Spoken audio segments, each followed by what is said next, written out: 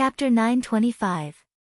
Not everyone was as capable as Sally, who could cast a levitation spell on herself to slow her descent. If there were any professions in the world of Azeroth that could survive a fall from such a great height, the priests would definitely be one of them. Of course, the mages, slow fall spell, and the druids, instant bird transformation, were also godly life-saving skills. Unfortunately, this life-saving skill seemed to be more of a death torture. Many of the unfortunate orcs, due to their weight and bad luck, were not sent flying too high or too far. In the end, they fell down early. The huge scarlet mouth that seemed to have come from the underground abyss easily swallowed them along with the sand and soil, making crunching sounds of chewing. The horrifying sound of flesh being crushed and cut made Sally and the others sink into the deepest and darkest fear. She kept shouting in her heart, "You're dead." She kept shouting in her heart, "Holy light above, am I going to die? If I release the levitation spell, will it eat me like how it ate the orcs? Holy light. Will Reynold come to save me? Or will Reynold be eaten too? Forget it, Sally doesn't want Reynold to save her. Reynold, run. Run as far as you can." Sally, who was slowly descending from the sky, was scared out of her wits. She bit her lower lip hard and stared at the horrifying, wriggling mouth below her. At that moment, she saw a scene that made her heart ache. She saw Reynold. Of course, the Alliance would not let a large group of priests come to the aid of the Horde. Instead, they sent a group of 800 swordsmen. Reynold volunteered to be a protector and joined the swordsmen. Reynold did not die in the first round of attack, but he was not much better off. When the huge worm rushed out of the ground, he was sent flying to the top of a 3-story Horde building. On the red umbrella-shaped roof that was commonly seen in Horde buildings, Reynold sat there like a fool. He did not do anything but watch as she slowly floated down and approached the opening and closing giant mouth of death step by step. "Reynold, save me," Sally was like a drowning person who found her last hope. She struggled to reach out her hand to Reynold. But, it was too far. So close yet so far away. The huge mouth below Sally suddenly extended again, splitting into 4 parts. The bottom was bright red, and the terrifying mouth was full of sharp teeth. It started to bite towards the sky. With that huge mouth as the background, Sally's graceful figure in red and white seemed so weak and helpless. Beside Reynold was an elderly beastman warrior. He set an example for Reynold. He suddenly charged towards a young orc warrior who was descending from the sky. His powerful profession skills allowed him to do things that mortals could not. He crossed over a dozen meters in the void and knocked the young orc away with his shoulder, sending him flying out of the devouring range of the abyss maw and falling outside. No, the young orc who was suddenly saved burst into tears because he saw the old orc who saved him falling into the huge mouth with a smile on his face. It was only at this moment that Reynolds and Sally realized at the same time that they could do this. Charge was a basic skill of every warrior profession, and Reynold knew it as well. As long as he found the right angle, Sally might be saved. There was not much time left for Reynold. 3 seconds. At most, he had 3 seconds left. Even if he used charge, the two of them would die together. Sally Whitemane was in a dilemma. She hoped that Reynold would save her, but at the same time, she did not want Reynold to die for her. The melancholy of a young girl in puberty reached its peak at this moment. Unfortunately, some people were born with courage. Some people were born with wisdom. Some people were born with luck. However, Reynold did not have any of these. He, who was born into a family of generals, realized in this terrifying moment that he was actually a *king coward. Faced with his long-awaited childhood sweetheart, Sally, who was adopted by his father, in a desperate situation, he was so weak that he did not even dare to make a move to save her. His legs, which were supposed to be extremely powerful, seemed to be filled with lead, and he could not move at all. He wanted to use charge, but he suddenly realized that his body was leaning back, and his instincts were driving him away from that terrifying place. At this moment, time seemed to freeze. Sally understood the decision of her childhood friend. Her white hair fluttered as she fell, and she was surrounded by the horrifying giant mouth that was about to close. A pure and beautiful smile bloomed on Sally's face. She gave Reynold her last blessing, truth word, toughness. This blessing could temporarily increase the HP of the target. Reynold, you have to live.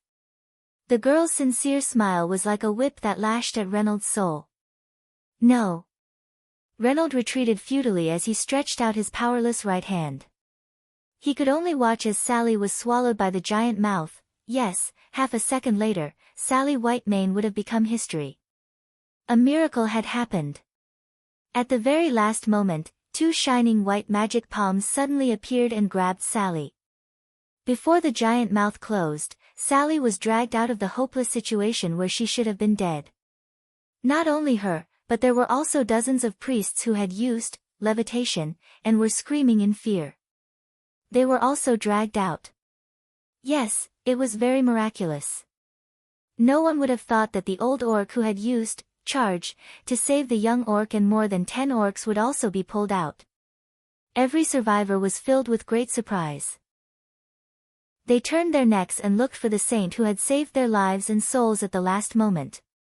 They found him. Standing on the top of a tall tower, the Alliance's commander, Duke Marcus, held a staff in his left hand and a sword in his right. Around him, there were more magician hands, floating in the air, constantly saving the Horde soldiers and Alliance soldiers who had been affected. The young girl Sally's eyes couldn't help but be stunned. Duque didn't realize that he had just happened to save Sally Whitemane, one of the 4 horsemen of the apocalypse, who was incomparably famous in history. He was feeling a headache for the boss that had appeared in front of him. System notification: the probability of the newcomer being the commander-level boss Auro is 97.22%. What was Auro? Perhaps even many veteran players before Duque transmigrated didn't know about this guy. But as a former elite team leader and the one who had held the Atish Guardian's legendary staff, Duque had participated in this guy's exploration in the game. It was a nightmare that he didn't want to recall. Chapter 926. There was Long Out Yen on Earth. There was Aurora in Azeroth. Yes, it was referring to Auro, the crazy super-burrowing worm. The reason why he was called crazy was because he could be seen in any ranking of the most difficult bosses in Azeroth. Some of the rankings were first, some were third, and some were fourth. Anyway, his craziness had never dropped out of the top 5. Note that these were the rankings that were made from the time when Varian Rin was still a kid to the time when Varian's son, Anduin Varian, had grown up. It spanned across decades of Azeroth's history, and after looking at the bosses of the 7 major versions of the instance dungeons with a 3-digit number. Hence, after seeing Auro's iconic red carapace and scythe-like long legs, Duque felt a little annoyed. Damn it, I came to Azeroth to start a harem. Oh, no, I came to save the world. I didn't ask you to open the hell difficulty so easily. Speaking of which, aren't you the younger brother of the ancient god Seath Thun? The invasion of the Burning Legion has nothing to do with you 4 ancient gods. Burning Legion? If Azeroth explodes, will you 4 ancient gods still be able to survive? This time, Duque finally understood why the Archherons would go against the course of history and stay in the Endless Ocean for so long just to negotiate with Seath Thun. During the Dark Empire era when the ancient gods ran rampant, the 4 ancient gods and the Lord of Elements ruled the entire world. Before the Well of Eternity exploded, the entire southwest part of the old Kalimdor continent was Seath Thun's territory. In ancient times, after the 4 ancient gods of Azeroth were sealed in a planet by the Titans, these 4 guys did not stay still. For example, Zoth would say, "You're a lowly," to Nesario 10,000 times every day, hypnotizing the silly black dragon to become his fighter. Another example was that, according to the course of history, Seath Thun would jump out about 10 years later. Kiraj, who was in the south of Silithus, would jump out and seek death. Then, he would be killed by 40 bandit-like heroes summoned by the Alliance and the Horde. Duke hated the disgusting insect that was Oro for running off to the wrong set. However, with the experience of Baron Geddon running out to scare people during the Battle of Blackrock Mountain, Duque was a little immune to this kind of scare. It was just that, after seeing the giant sandworm boss Auro in person, he felt that the proportions were too exaggerated. Auro's leg alone was at least 300 meters long.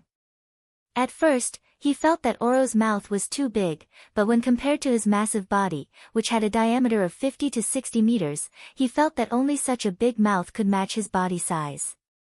Originally, when the Burning Legion fought Mount Hyjal, Duque felt that the Burning Legion was breaking the rules. Now that Auro had entered the fray, Duque felt as if his opponent was an official cheat.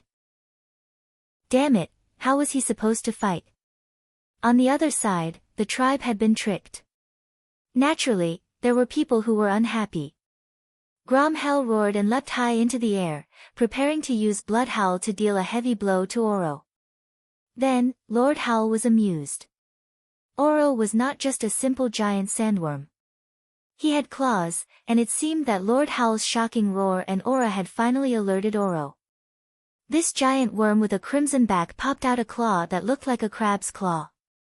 As one of Auro's 4 pairs of claws below his head, it was no different from a battering ram. The mighty Lord Howl was sent flying like a high fly ball in a home run. Whoosh! He flew out like a shooting star. The thick-skinned Lord Howl would definitely not die, but if his pride was damaged, Duque could not care less. Duque's face turned green. He immediately contacted the manager of Mount Hyjal through magic. Hey! Tyrant! You see the situation at the foot of the mountain? If the night elves have any tricks up their sleeves, use them. If you leave this worm alone, you'll be able to smell Archimonde's bad breath on Mount Hyjal before noon. But, we are accumulating our strength. Tyron seemed to be in a difficult position in the magic mirror. Duque almost cursed out loud. There are no buts. I know how strong Archimonde's subordinates are. Without this damned worm, as long as Archimonde does not come, I can help the night elves hold on for at least 3 days. With the worm, we can't even hold on for 3 hours. At this moment, Malfurion's bearded face appeared in the magic mirror. Plans cannot keep up with changes. Besides, we have been preparing for 10,000 years. It's not like we only have one move. Duke Marcus, can you swear to defend the mountainside for at least 24 hours with your life? Duque gritted his teeth. If Archimonde does not fight personally, I can. Alright, the night elves believe you. With that, Malfurion cut off the communication. The next second, in the orc camp at the foot of the mountain, countless grass began to grow crazily. They all grew into green arrowheads the size of a human's arm, repeatedly shouting in orc language, "Danger! Danger! Please retreat quickly!" Not only them, but Duque also shouted in orc language with magic amplification. Retreat quickly! The night elves are going to use their ultimate move. Thrall's face was as black as the bottom of a pot. He had painstakingly organized a 1,000-man team in the midst of the chaos. On one hand, he needed someone to cover his retreat, and on the other hand, he wanted to defend his honor by attacking this ridiculously huge worm. Unexpectedly, both Duque and the night elves announced that they were going to use their ultimate move at the same time. Woken also advised, retreat. They had no choice but to retreat. Even if the orcs had lost unjustly, a defeat was a defeat. Thrall gritted his teeth, but he could only give the order, retreat. Auro was still wreaking havoc. The huge orc camp was like a toy made of building blocks, easily smashed by his claws and twisting body. Countless broken pieces of wood and orc limbs flew into the sky and scattered in all directions. Just as Auro's rampage reached its peak, the earth suddenly shook. Thud. Thud. Dong, from the initial blurry tremor, to a clear tremor a second later, to a sharp tremor 2 seconds later. No matter how large Auro's body was, even if he did not pay attention to his surroundings, he would still realize that something was wrong. The world tree Nordrassil itself was a symbol of life, and as the world tree that repaired the wounds of the world, it was even more blessed. Mount Hyjal had always been a place where plants flourished and life flourished endlessly. But at this moment, the surrounding greenery became even more exaggerated. The thick green was like the thickest haze, swirling around Oro's massive body. Bang! With a loud bang, a massive log that would require at least 5 people to wrap their arms around it broke out of the ground and slammed into Oro's massive body. Oro did not care. With a casual wave of his side-like claws, the giant log was split in half.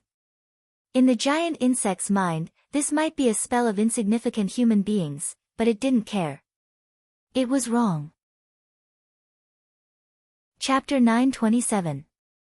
In the blink of an eye, 12 thicker and larger logs burst out of the ground, stabbing at Oro's twisting body.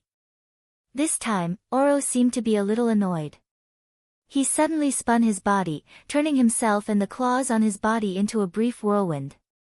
With a 360-degree slash without any blind spots, his side-like claws chopped the 12 logs into pieces, sending them crashing to the ground. But this was not the end. Without giving Oro the time to catch his breath, the third wave of 36 logs and the fourth wave of 108 logs arrived almost at the same time. Oro twisted his huge insect body once more, turning himself into an insectoid version of a storm of blades, easily slicing apart the giant trees that had grown out of nowhere. At this time, his rationality had already begun to warn him. More logs appeared. A moment ago, the Beastman camp was still a flat plain, but now it had suddenly turned into a lush forest. And the entire forest was still expanding outward and inward at a speed visible to the naked eye. Not only were there more logs attacking Oro, this completely abnormal forest was also attacking him from another angle, underground. That's right. Oro had burrowed into the ground. At first, it didn't feel it, but soon, it realized that its body, which was buried underground, was being strangled. Being able to burrow into the ground was an ultimate skill that he had relied on to save his life for thousands of years. Even a dragon aspect could not burrow into the ground like he did. It could be said that the ground was Oro's home field, and the ground was his proudest shield. The current situation had completely overturned his understanding. Countless powerful roots pierced deep into the ground. Not only did they grab hold of the soil, but they also quickly sealed off the tunnel that he had burrowed into. Oro had a feeling that if he wanted to go back the way he came, what awaited him would be death. He panicked. For the first time in his life, he was panicking when facing something other than his master, Thun. Almost instinctively, he moved his body, letting the parts of him that were buried deep in the ground dig out. 30 seconds later, Oro, who had never been seen in full by any mortal, finally revealed his entire body to the world. It was a 1,000-legged insect monster that was more than 1,000 meters long. On both sides of its body, there were almost countless neatly arranged legs that looked like crab claws. These slender legs were naturally not as big as the 4 pairs of large claws under the head. If each of these slender legs could still be active after being chopped off, they would definitely not be too bad if they were used as throwing poles for catapults. Just the sight of Oro's body was enough to scare trypophobia sufferers to death, and it was enough to make most people nauseous. However, since Oro dared to become a hired thug for the Burning Legion, there was naturally no reason to let him go. On both sides of the campsite at the foot of the mountain, there were many druids who looked very natural, with turf draped over their bodies. Zazasi. Zazasi. Nachonatazasai, they were like wooden stakes, standing on the mountainside, muttering druid incantations that outsiders could not understand. However, their entrance had a huge impact on the surrounding forest. It could be clearly seen that the giant tree was growing even faster and fiercer. If it had attacked at the speed of a tortoise at the start, it was really moving like a rabbit at this moment. The thick green fog greatly weakened Oro's senses. Just below his abdomen, where his senses could not reach, a giant tree that would take 6 people to wrap their arms around silently grew and stabbed towards Oro like lightning. This stab directly pierced through his abdomen and deeply into his innards. Then, the surging force of nature exploded, causing the tightly shut pores of this giant sandworm boss to suddenly open, and almost every bowl-sized hole began to spurt out yellow fluid.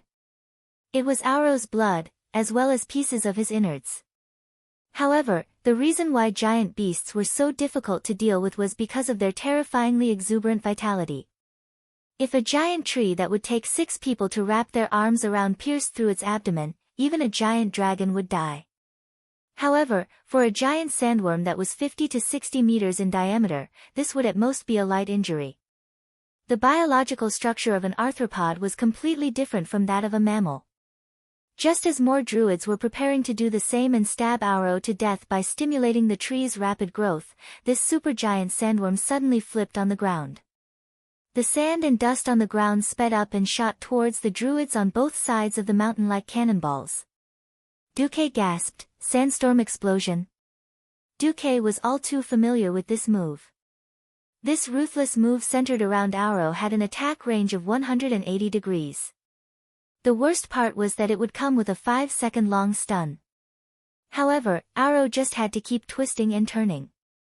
If you were unlucky, you would be sent 4 sandstorm explosions in a row, knocking you out until you died. As the leaders, most of the druids were hit in an instant. As a result, the wild growth of the forest stopped by half. "Tyrant!" Duque shouted. "Got it." As expected, Tyrant appeared on a higher peak. She did not know how Duque knew about her ultimate move, but the night elves did not rely solely on druids to survive. The priestesses of the Moon Maiden Temple were also freaks who practiced both magic and martial arts. Dozens of priestesses dressed in beautiful moon-white robes appeared beside Tyrant, who was riding a white tiger. They raised their arms and used their unique magnetic voices to cast spells and praise the moon goddess, Elun, whom they worshipped the most.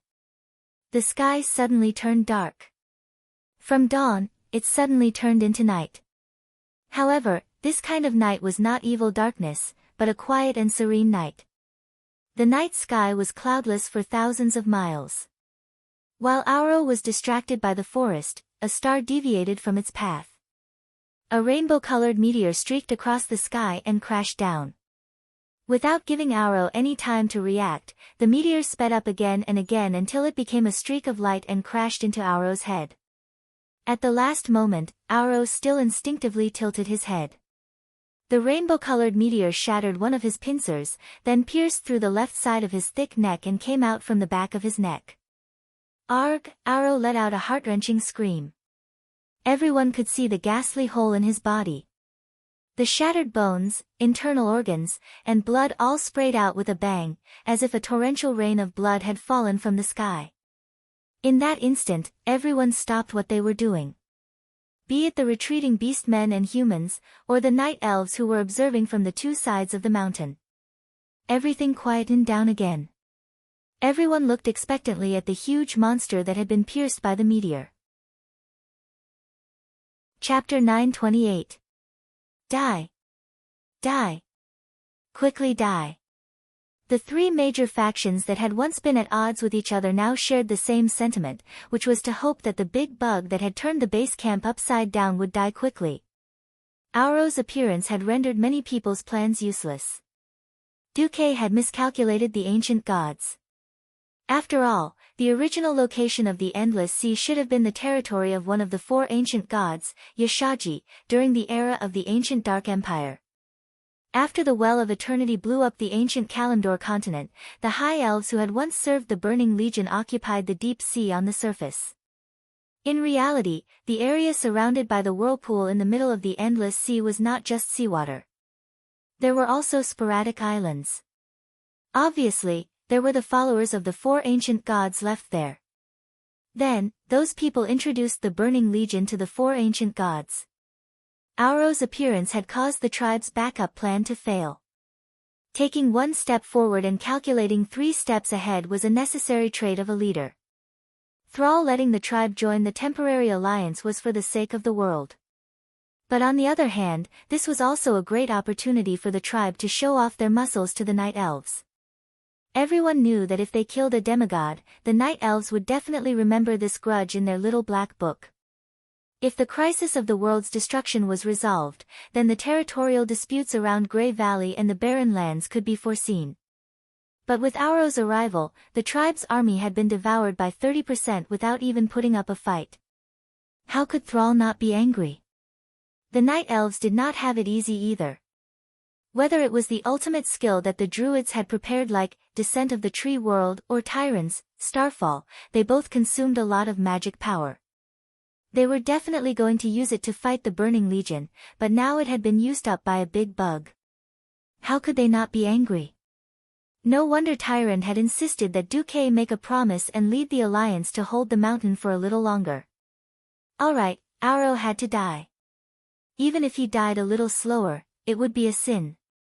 With this in mind, everyone watched fervently as Auro fell, twitching in pain, struggling, and struggling. Wait.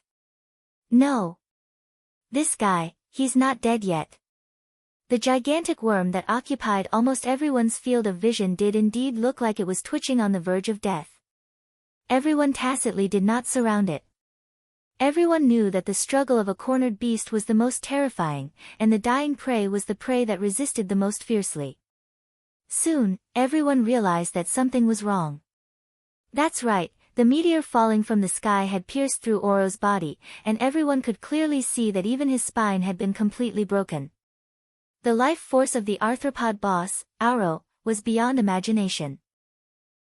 He was showing signs of self-healing.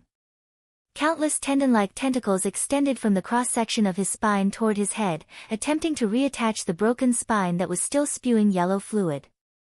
Every big shot of the Alliance, tribe, and night elves looked gloomy when they saw this.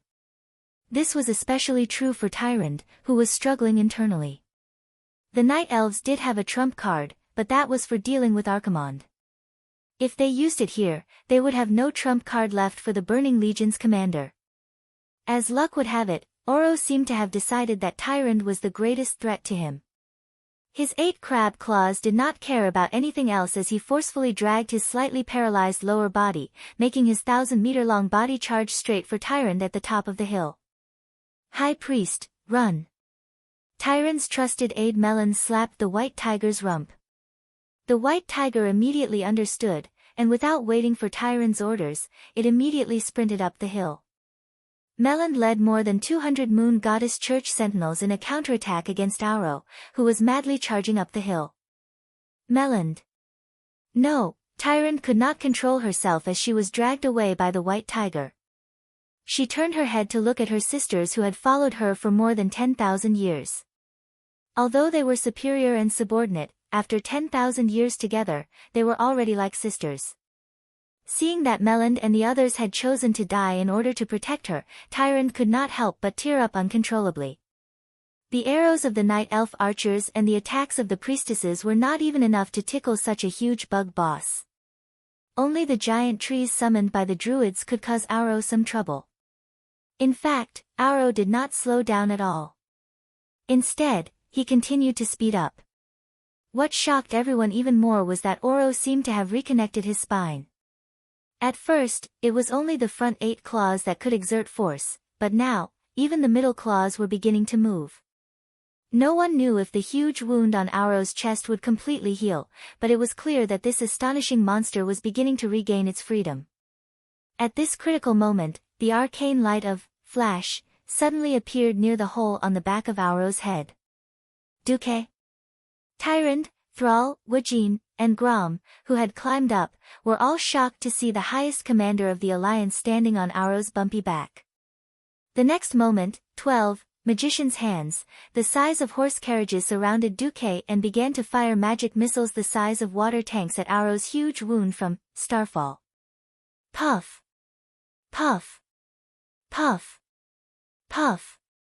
The wound that was hit by the large arcane light balls began to spurt out large amounts of pus.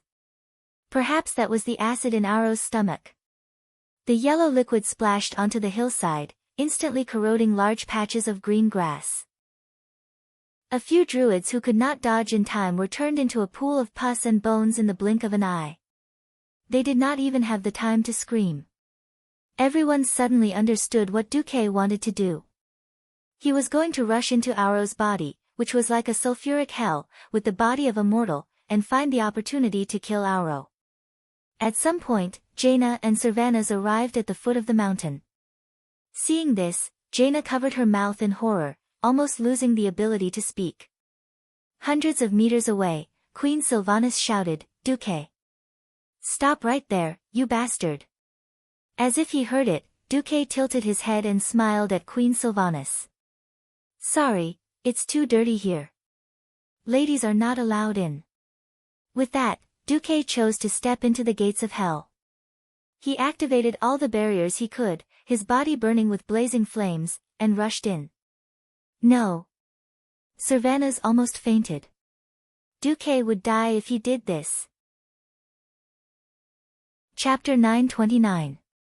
Was he being reckless? Was he crazy? Perhaps it was. In many people's eyes, it was as if he had run into a grave and buried himself. This was simply courting death among courting death. The path of life was always filled with choices. No one knew what the consequences would be the moment they made a choice. Duque only knew that if he did not do it, no one else would, let alone do it better than him.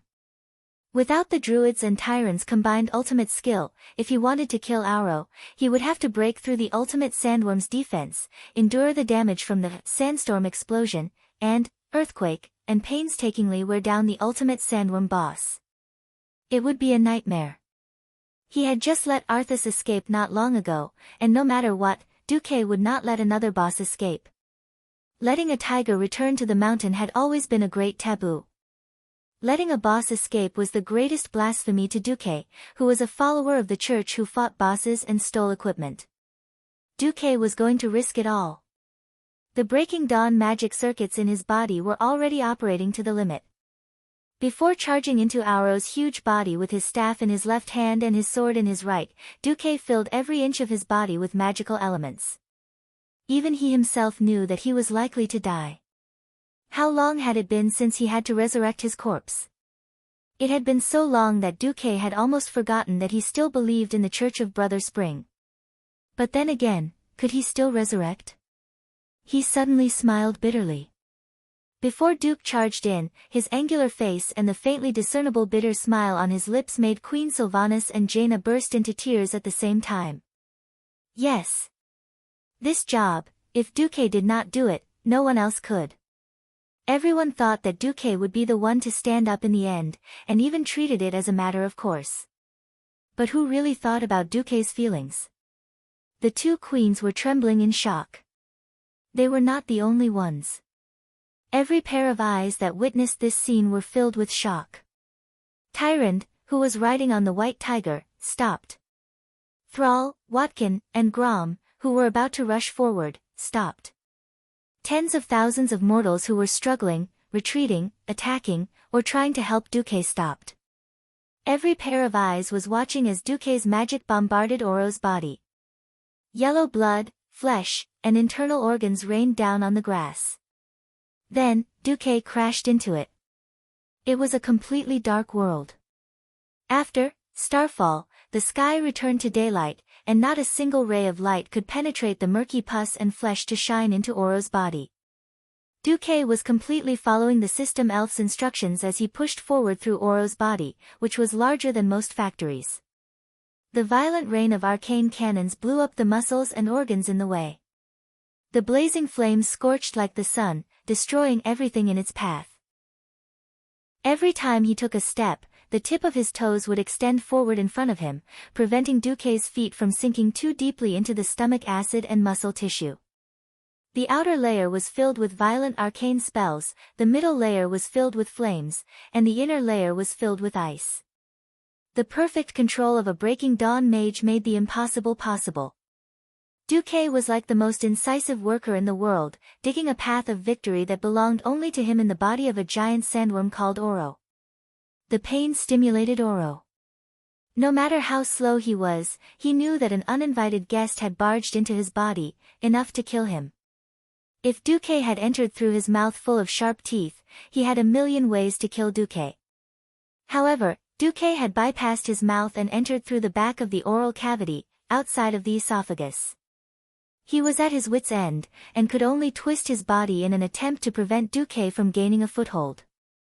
A giant sandworm over 1,000 meters in length could easily rise and fall more than 200 meters when it kept twisting and turning. For a mere human, it was 1,000 times, 10,000 times more violent than riding a roller coaster. There was almost no air inside, and Duque relied entirely on his wind and lightning powers to condense a ball of air to ensure that he could breathe. Under such violent tosses and falls, Duque had no choice but to expend even more mana, using Magus Hand and other spells to stabilize his body and continue moving forward. Oro's final struggle destroyed almost everything around him, the orc buildings he passed, the trees on the mountain, the grass. Even the rather sturdy rocks of Mount Hyjal were crushed into powder by Oro's frenzied struggle. Will Duque succeed? Jaina was extremely nervous, her right hand subconsciously gripping Sylvanas' left hand. Queen Sylvanas' slender fingers and Jaina's as soft as spring onions clasped together, and they could feel the nervousness in each other's hearts. I don't know. Queen Sylvanas wanted to answer, but when the words came to her mouth, they became, he will definitely succeed. Because he is Duke Marcus. The greatest hero in the world. Because he is Duke Marcus. This sentence seemed to have become some kind of totem symbol, a faith filled with mysterious power. Jaina's heart, which was so nervous that it almost jumped out of her chest, seemed to have magically begun to calm down because of this sentence.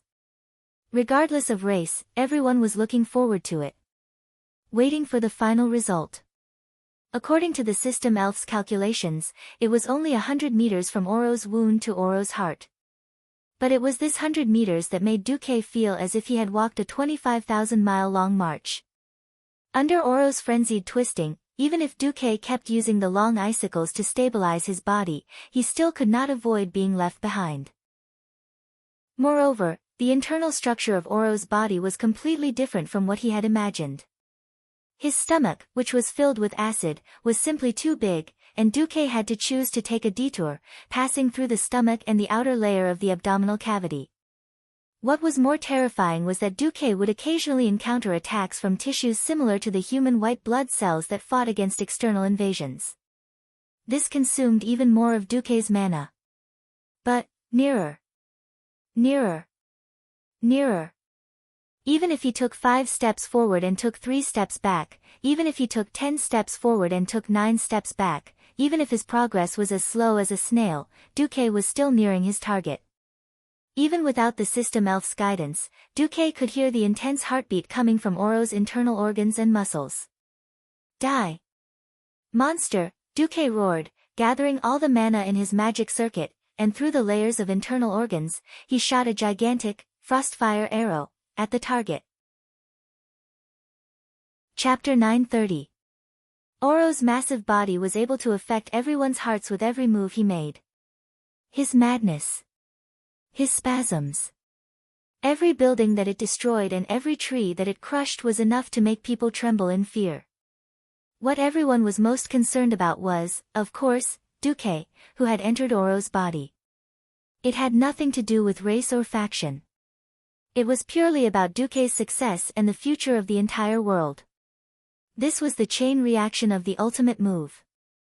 If the Night Elves were forced to use their ultimate move here, then no matter how they struggled, they would not be able to escape the Burning Legion's clutches, and the world would be doomed. Just as everyone's heart rate reached its peak, Oro's mountainous body suddenly froze, and his fang-filled mouth opened wide. He seemed to want to roar, and let out the last howl of his life. But, he couldn't do it.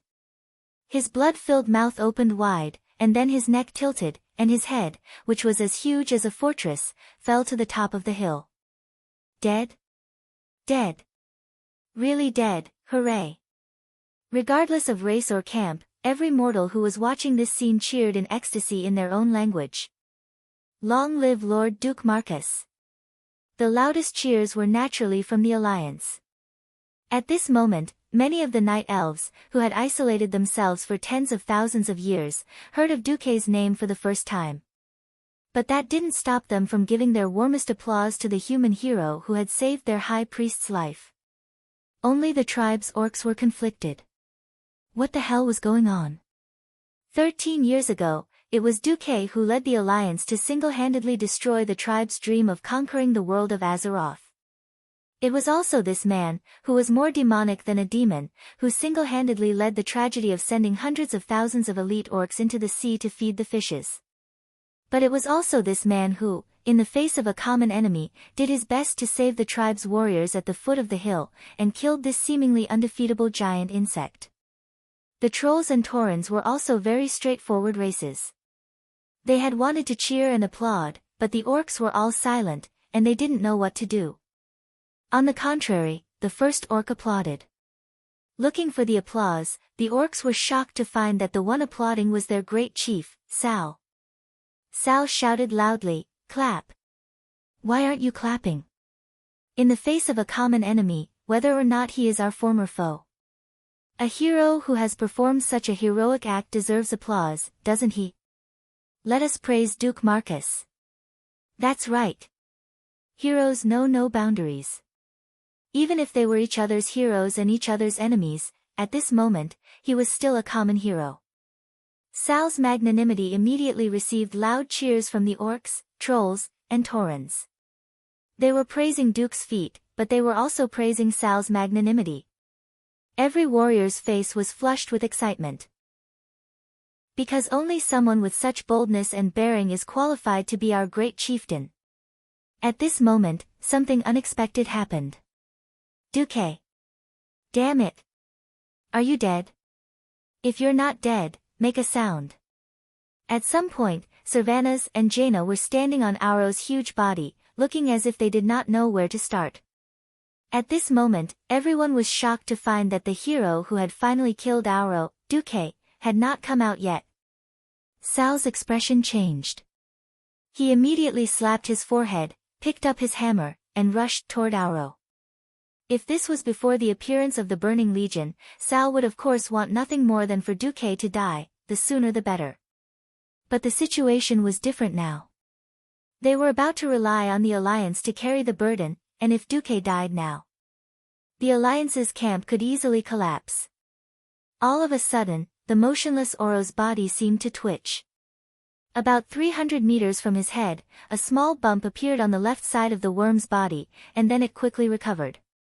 This movement was so small that even Jaina did not notice it. Servanas sensed it and shouted, "Duque is there. He's not dead yet. Quickly open an opening." "Open?" Easier said than done. Strictly speaking, Auro, this giant sandworm, was a demigod monster. With the enhancements from the leader template, his defense was insanely high. Ordinary attacks could not hurt him at all. Didn't you see how none of the druids had succeeded in activating the giant wood stab? Jaina chanted an incantation, conjuring a giant ice sword and thrusting it forward. However, with a kacha, the seemingly sharp ice sword sank 3 meters deep into Auro's soft abdomen, but it did not manage to pierce through that thick layer of skin at all. Even Jaina could not do it, let alone Queen Sylvanas. The weakness of a ranger's low attack power was magnified at this moment. Queen Sylvanas and Jaina were so anxious that they were about to cry. Even Tyrande, who had rushed over on her tiger, could not do anything. At this moment, a sudden roar came from the sky. "Out of the way." The girls looked up and saw a valiant figure rushing into the sky. He leaped high and then chopped down with the momentum of a comet. That crimson light was naturally Blood Roar. To be able to perform such a powerful jump slash, it had to be Grom Hellroar, the one who could teach the Lord of the Abyss, Manaroth, a lesson with his axe no matter how many times he had reincarnated. For a moment, Jaina thought that this terrifying orc was going to hit them while they were down. However, Queen Sylvanas reacted quickly and pulled Jaina away. Even so, the two girls were afraid that when Grom's axe cleaved through Auro, it would also cleave through Duque. Pfft! With Hellroar's strength, it would not have been easy to break through Auro's defense. After all, this part of his body would usually be hidden underground. Firstly, Auro was already dead. Secondly, he was basically lying down and waiting to be slaughtered, so the power of Grom's axe was naturally raised to the limit. The axe actually made a cut that was even more exquisite than a scalpel's. Auro's white abdomen was cut open nearly 20 meters long, and muddy yellow blood and pus splattered out. Tyrant frowned and waved her hand. Elun's divine guardian. Immediately, a layer of gentle milky white light appeared on everyone's bodies. Obviously, this was to prevent the corrosive nature of Auro's blood. It seemed like the blood in Auro's abdomen was not that acidic, but it was still smelly. Queen Sylvanas and Jaina almost covered their noses as they watched Sar and the Minotaur chief Cairn Bloodhoof rush forward and tear at the wound even more. After the toughest outer layer was torn open, the rest was simple. Grom rushed forward and hacked at Duque's ice barrier, in 3 to 5 strikes. Chapter 931. Duque, who had been dragged out by everyone, had a funny expression on his face. It was a strange expression that said, "There's always an unruly person who wants to harm me." For a moment, Grom almost wanted to break the ice and chop Duque's head. Fortunately, activating the ice barrier did not mean that Duque lost his perception of the outside world. On the contrary, Duque's senses were even sharper. Opening the fridge in advance was just a precaution. If Hellscream was so weak that his hand trembled and killed Duque, Duque would definitely think of a way to send the supposedly dead Grom back to hell to play in the mud after reviving. However, Duque had gone all out this time. The magic circuit was empty. If his magic circuit was usually a huge reservoir, then it was now a small pond where the bottom could be seen. Although the Breaking Dawn magic circuit could continuously generate magic power for Duque, he had used too much just now. Even if the internal organs of a demigod monster were as strong as demigods, it was really difficult to break through. After Duque deactivated the ice barrier, his legs suddenly turned to jelly, and he fell forward. It didn't matter if he fell, but he still had his 2 confidants by his side. Even if Gianna was unwilling, at least my baby Sylvanas was here. That was what Duque thought. Yes, the plan worked. So, Duque fell with relief. In fact, Queen Sylvanas had indeed stretched out her hand at lightning speed to help Duque. However, the stench coming from Duque's body easily repelled Queen Sylvanas. She retracted her hand as if she had been electrocuted. In less than a second, Duque was about to fall miserably into the mud. At that moment, the tribe's elder was dumbfounded. They were not even professional at saving people, let alone something as weak as helping someone up. Not to mention, weren't those 2 women extremely nervous just now? No one realized that most beautiful women were actually misophobic. The more beautiful a girl was, the more they paid attention to their appearance. Were there sloppy beauties in this world? Yes. It must be a magical existence that looked like a beautiful woman, a beautiful tomboy. And so, without a care for anyone, Duque fell straight and miserably into the abyss of mud. Until the moment before he fell, Duque still raised his head and showed a sad expression to the 2 queens. Fortunately, in the end, Queen Sylvie put on an expression that said, "Since you've already ruined me, I might as well let you ruin me once and for all," while she reached out to hold Duque's right arm. His left arm was in Proudmoore's hand. At this moment, even a fool would know that the 2 queens had a close relationship with Duque. Jaina immediately summoned a water elemental and swallowed Duque's large body into it. Only his head was left outside so that she could clean Duque's body. Under Jaina's superb control, Duque felt like he was soaking in a hot spring jacuzzi. After being treated like an emperor, Duque finally felt comfortable. He suppressed the urge to divorce Queen Sylvie. Duque sighed. "Grom, it's your turn to save my life. We're even now." Lord Howl's mouth twitched. "That counts." "That doesn't count." Duque bared his teeth. "Fine, I'll count it as half a life."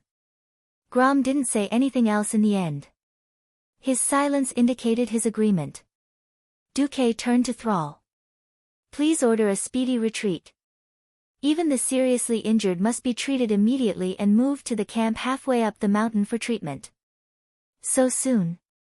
Thrall was stunned. Thrall's original plan was for the tribe to immediately reorganize the defense line.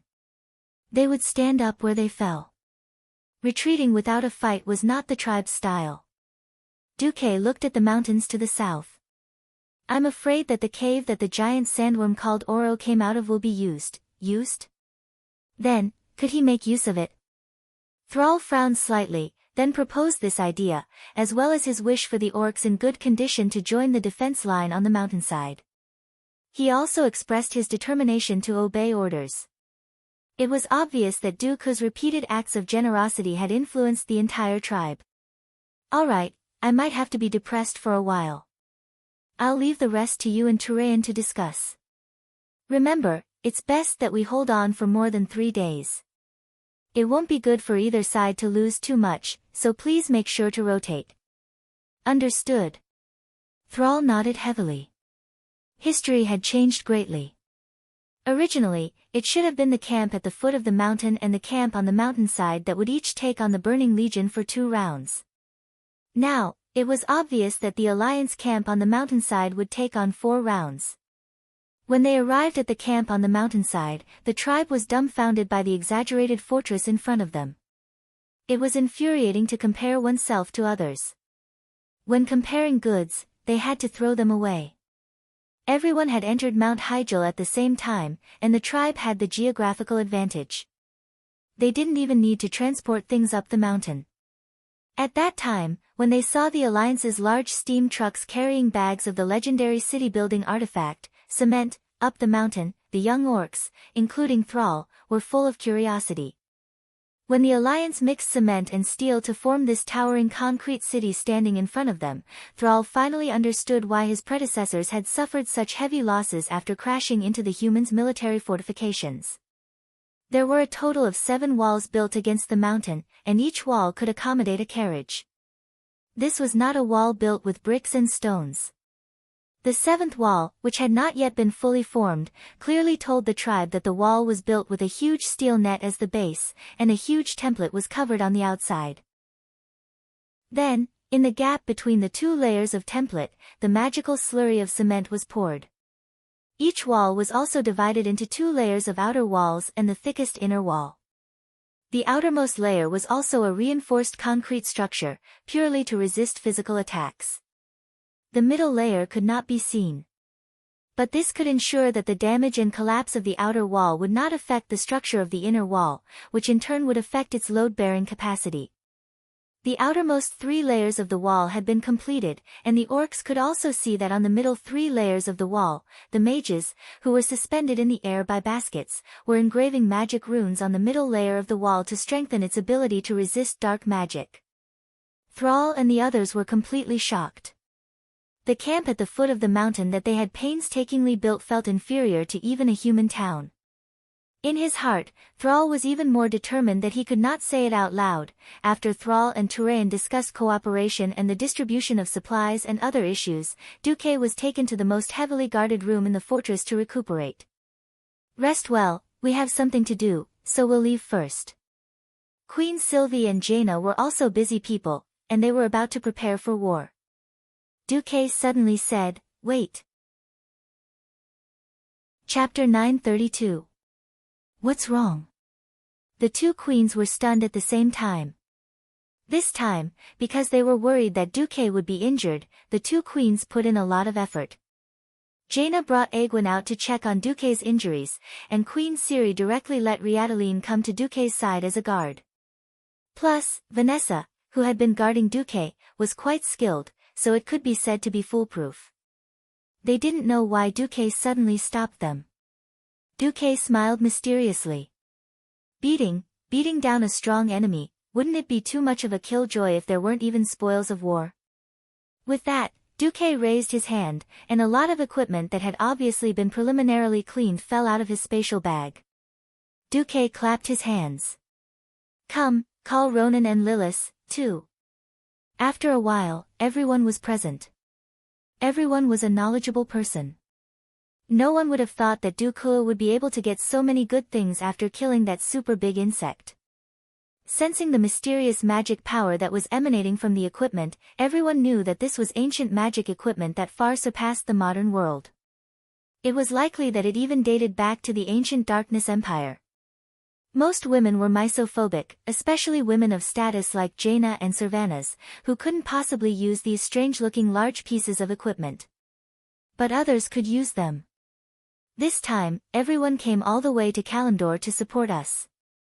Although it's for the greater good, everyone is risking their lives to fight. On one hand, it's to reward everyone, and on the other hand, it's to increase everyone's combat power. So, if you get the equipment, please don't refuse. After some introductory remarks, Duque fought the tycoons and divided the land. Oh, he killed the boss and divided the equipment. Riataline, this insect scale blocker, is yours. The Blood Elf Knight stepped forward respectfully and took the green shield that seemed to be made of several beetle shells connected together, looking very much like a comma. At first, she thought it was strange, but when she successfully connected her magic circuit to the shield, a look of pleasant surprise appeared on her face. Thank you, Lord Commander. Riataline immediately bowed as far as her armor could bend. Although Holy Knights practiced Holy Light was also a type of magic power. They also needed to practice the Holy Light circuit, which was similar to the magic circuit. Due to the special characteristics of the class, the Holy Knight's Holy Light regeneration was actually lower than that of the priest and mage. This shield was commonly known as the Milk Shield. It was a shield that increased intelligence and spirit for paladins. Among the paladins, there were Mograine, Sidan, Turalian, and others who were strong enough to tank at the front lines. For a balanced paladin like Riataline, Duque could only sneak her into the healer team. Sigh, the adorable Riataline still doesn't know. She's still rejoicing over the fact that this shield has armor that far surpasses her previous shield of excellent quality. Was he still helping Duque count his money after being sold? Lilith, this pair of leather, digger's boots, is for you. Lilith tilted her head and faintly thanked him. She didn't hide anything and directly tried them on. She was surprised to find that they actually fit. The magical feeling of being connected by blood made this expressionless man reveal an expression of pleasant surprise. Ronan, this, digger's wrist guard, is for you. Ronan respectfully took it and put it on, feeling even more grateful in his heart. In this day and age, epic equipment was not easy to find. Although Teacher Duque made him work hard, he would always give him a share when it was time to reward him. Ronan bowed deeply. Thank you, teacher. Duque casually handed over a bug, which shocked Ronan. Ronan took a closer look and realized that it was actually a gun with the shape of a strange bug. From afar, it looked like a crab pincer. Give this to Sir Lang Bronzebeard for me. I remember that he needs a good gun. Understood, teacher. Finally, Duque glanced at the two queens and sighed. Jaina, I know that you've been secretly envious of Senior Ronan's unruly will for so many years. At this point, Jaina stuck out her tongue like a little girl. After so many years, if she could still be fooled by Duque, how could she not know that unruly will was better than the smoke glove after becoming a radiant moon wizard? It was impossible to say that she didn't secretly complain. Of course, she couldn't help but curse Duque in secret. Duque handed over an exquisitely made box with golden edges and a dark yellow background. It was only half the size of a palm. It was a magic accessory. I've already appraised this. It's called sandworm poison. Don't worry, it's just a name. It's harmless. Its usage is similar to Ronan's. It's just a little lacking. Teacher Duque acted like a teacher, his face full of, look. I actually love you too, expression. Jaina was displeased. Humph. Teacher Duque, if you really love me so much, you should give me a better one. Duque's face fell. Damn it, you must have skipped countless versions to get rid of Deathwing and loot his corpse. If you send a few more bosses that should only appear 10 or 20 years later, how many of my old bones will be left? Duque immediately turned hostile. If you want it, then take it. If not, then forget it. I want it. Why not? Jaina moved like lightning, snatching the sandworm poison, and holding it in her hands, as if she was afraid that it would melt. Finally, there was only Queen Sylvanas left. The arrogant Sylvanas stood with her hands on her hips in an S shape, a faint smile on her lips as she looked at Duque. She was clearly saying that he didn't have anything good to give her, just wait and see. Duque's eyes widened. Who almost threw me to the ground and ate sh*t. Sylvanas retreated in a rare moment, not daring to look at Duque. She turned her head away with a red face. Yes, I know I was wrong. Please let me go, we'll talk about it later. Fine. It's a deal. Duque's feigned anger turned into a sinister smile as he looked at Sylvanas gently. He raised a small, intricately crafted, gem-studded green carapace. Sylvanas, this cave dweller shell is for you. With it, once you activate it, it'll be like having a magic shield out of thin air. It's about the same as a radiant moon mage's ice shield. Sylvanas was overjoyed when she heard this. What was the saddest thing about rangers? They didn't have enough life-saving skills. Especially against unreasonable AoE attacks, they could only take it with their bodies in despair. Now that she had the cave dweller shell, it was tantamount to having half a life. In her joy, Sylvanas actually did something that shocked everyone around her. In her passion, she actually rushed over to hold the weak Duque's face and kissed him deeply. Wow, there was an uproar. Chapter 933. Legend had it that Duque had a special liking for the High Elves. 13 years ago, he had taken the eldest and third sisters of the Windrunner sisters in one go, which was considered a legend in the Alliance. There were also rumors that his relationship with Queen Sylvanas wasn't shallow. Some people even said that the reason this second sister of the Windwalker family was able to become queen was because of Duque's help. But no one knew that Duque was so crazy, enviable, that he had taken all the three Windrunner sisters, including Queen Sin Dorii. Suspicion aside, all the blood elves present were dumbfounded. Second sister, you. Lilith's brain crashed. She had never thought that her three brothers-in-law were all that ****starred Duque. Riadaline was even more confused. Wasn't there a rumor that Duque had something going on with Her Majesty Kalia, Queen of Lordaeron? Although she had heard that he had an ambiguous relationship with His Majesty Proudmoore, this was the first time she had heard about his relationship with her queen. It seemed that when she faced Duque in the future, she would have to treat him as the queen's husband. Next to them, Jaina was very jealous. There was a strange feeling in her mouth, and she looked at the two of them with complicated eyes. After a full 10 seconds, Queen Sylvanas let go of Duque, who was a little stunned. Yo, I'm still willing to kiss you even though you're so smelly. We really do love each other. Duque was embarrassed. Only then did he remember that the smell on him had not completely faded. As if to announce to the world that Duque was her possession, Queen Sylvanas playfully patted Duque's face. Okay, we all know that you've overdrawn your magic circuit just now. Have a good rest. If you really can't take it anymore, someone will come to you. With that, Queen Sylvanas tilted her head. Vanessa, please clean this guy up. I don't want him to still be so smelly the next time I see him. As you wish, Duchess. Vanessa looked respectful, but in fact, she did not hesitate to push Queen Sylvanas. She was clearly saying, I don't recognize any queen. Only the true matriarch of the Marcus family can order me around. You can be a duchess or get out of here. Queen. She was in high spirits. There was no hostility. Instead, there was a faint admiration. Good, not bad. Only a maid like you can protect and take care of my man. I'll leave it to you. Yes. Vanessa replied with impeccable etiquette. Everyone dispersed like the tide, leaving only Duque and Vanessa. Duque said, Vanessa, give me a moment. I need to take a shower. Stop joking. His Majesty Proudmoore already told me that you used up almost all of your mana just now. You had to use a small amount of magic to force your body to move even a finger.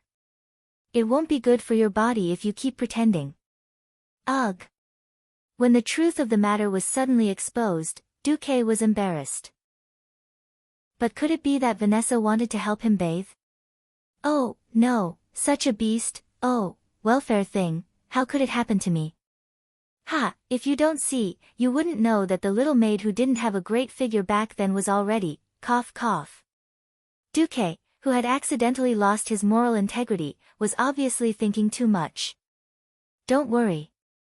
This is to prevent you, a bestial duke, from going berserk all of a sudden when you're injured and doing something inappropriate to violate your cute little maidservant. Vanessa said with a straight face as she shook a golden bell in her hand. Ding dang dang. There was a loud noise, and 4 beautiful but strong maids rushed in from outside the door.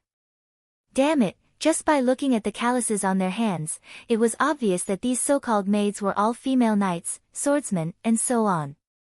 They had obviously received orders from many generals or queens, and immediately took off Duque's smelly robe and clothes without a word. They then pressed Duque into a large bucket filled with warm water, and scrubbed Duque like they were scrubbing a dungeon. Help! Help! The miserable Duque could only see Vanessa laughing sinisterly at the side. Are you *King's spy or my maidservant? After much difficulty, Duque was like a broken puppet, lying on the clean bed in a very uncoordinated position. Destroying Auro's heart and escaping had indeed exhausted Duque's magic. Before his magic could circulate normally, Duque did not dare to release his senses too much. After all, long-distance elemental perception required magic as well. What's the situation outside? Vanessa looked like a loyal and obedient maid as she replied in a dignified manner, just as you expected, master. The camp at the foot of the mountain is under special attack.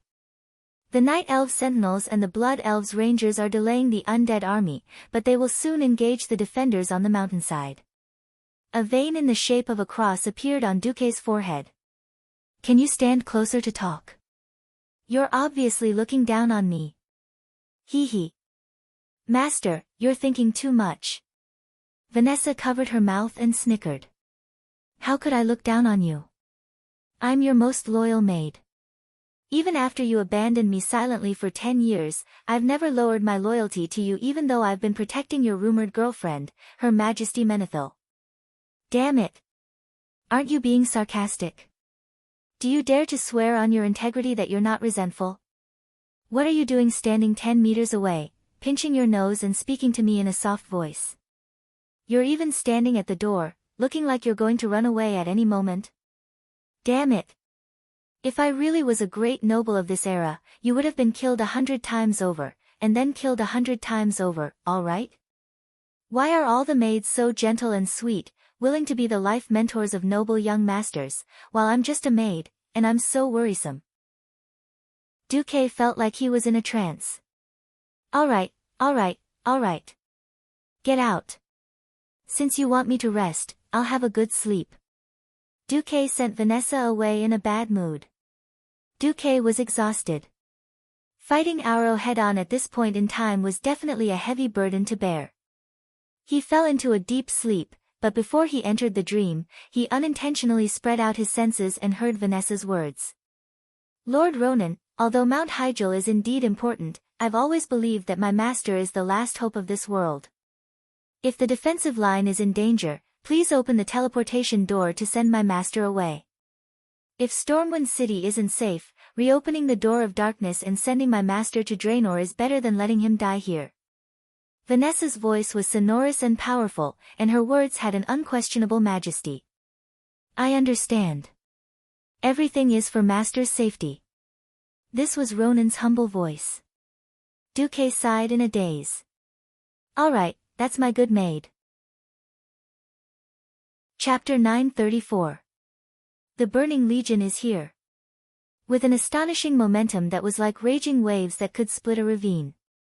Even the most imaginative allied army warriors would never have thought that the Burning Legion's first wave of attack would be like this. Without the druids' urging, the giant trees surrounding the camp at the foot of the mountain withered rapidly. Although the giant trees that once required a few people to wrap their arms around them didn't scatter upon contact like withered tree bark, it was obvious that they had lost their strong vitality.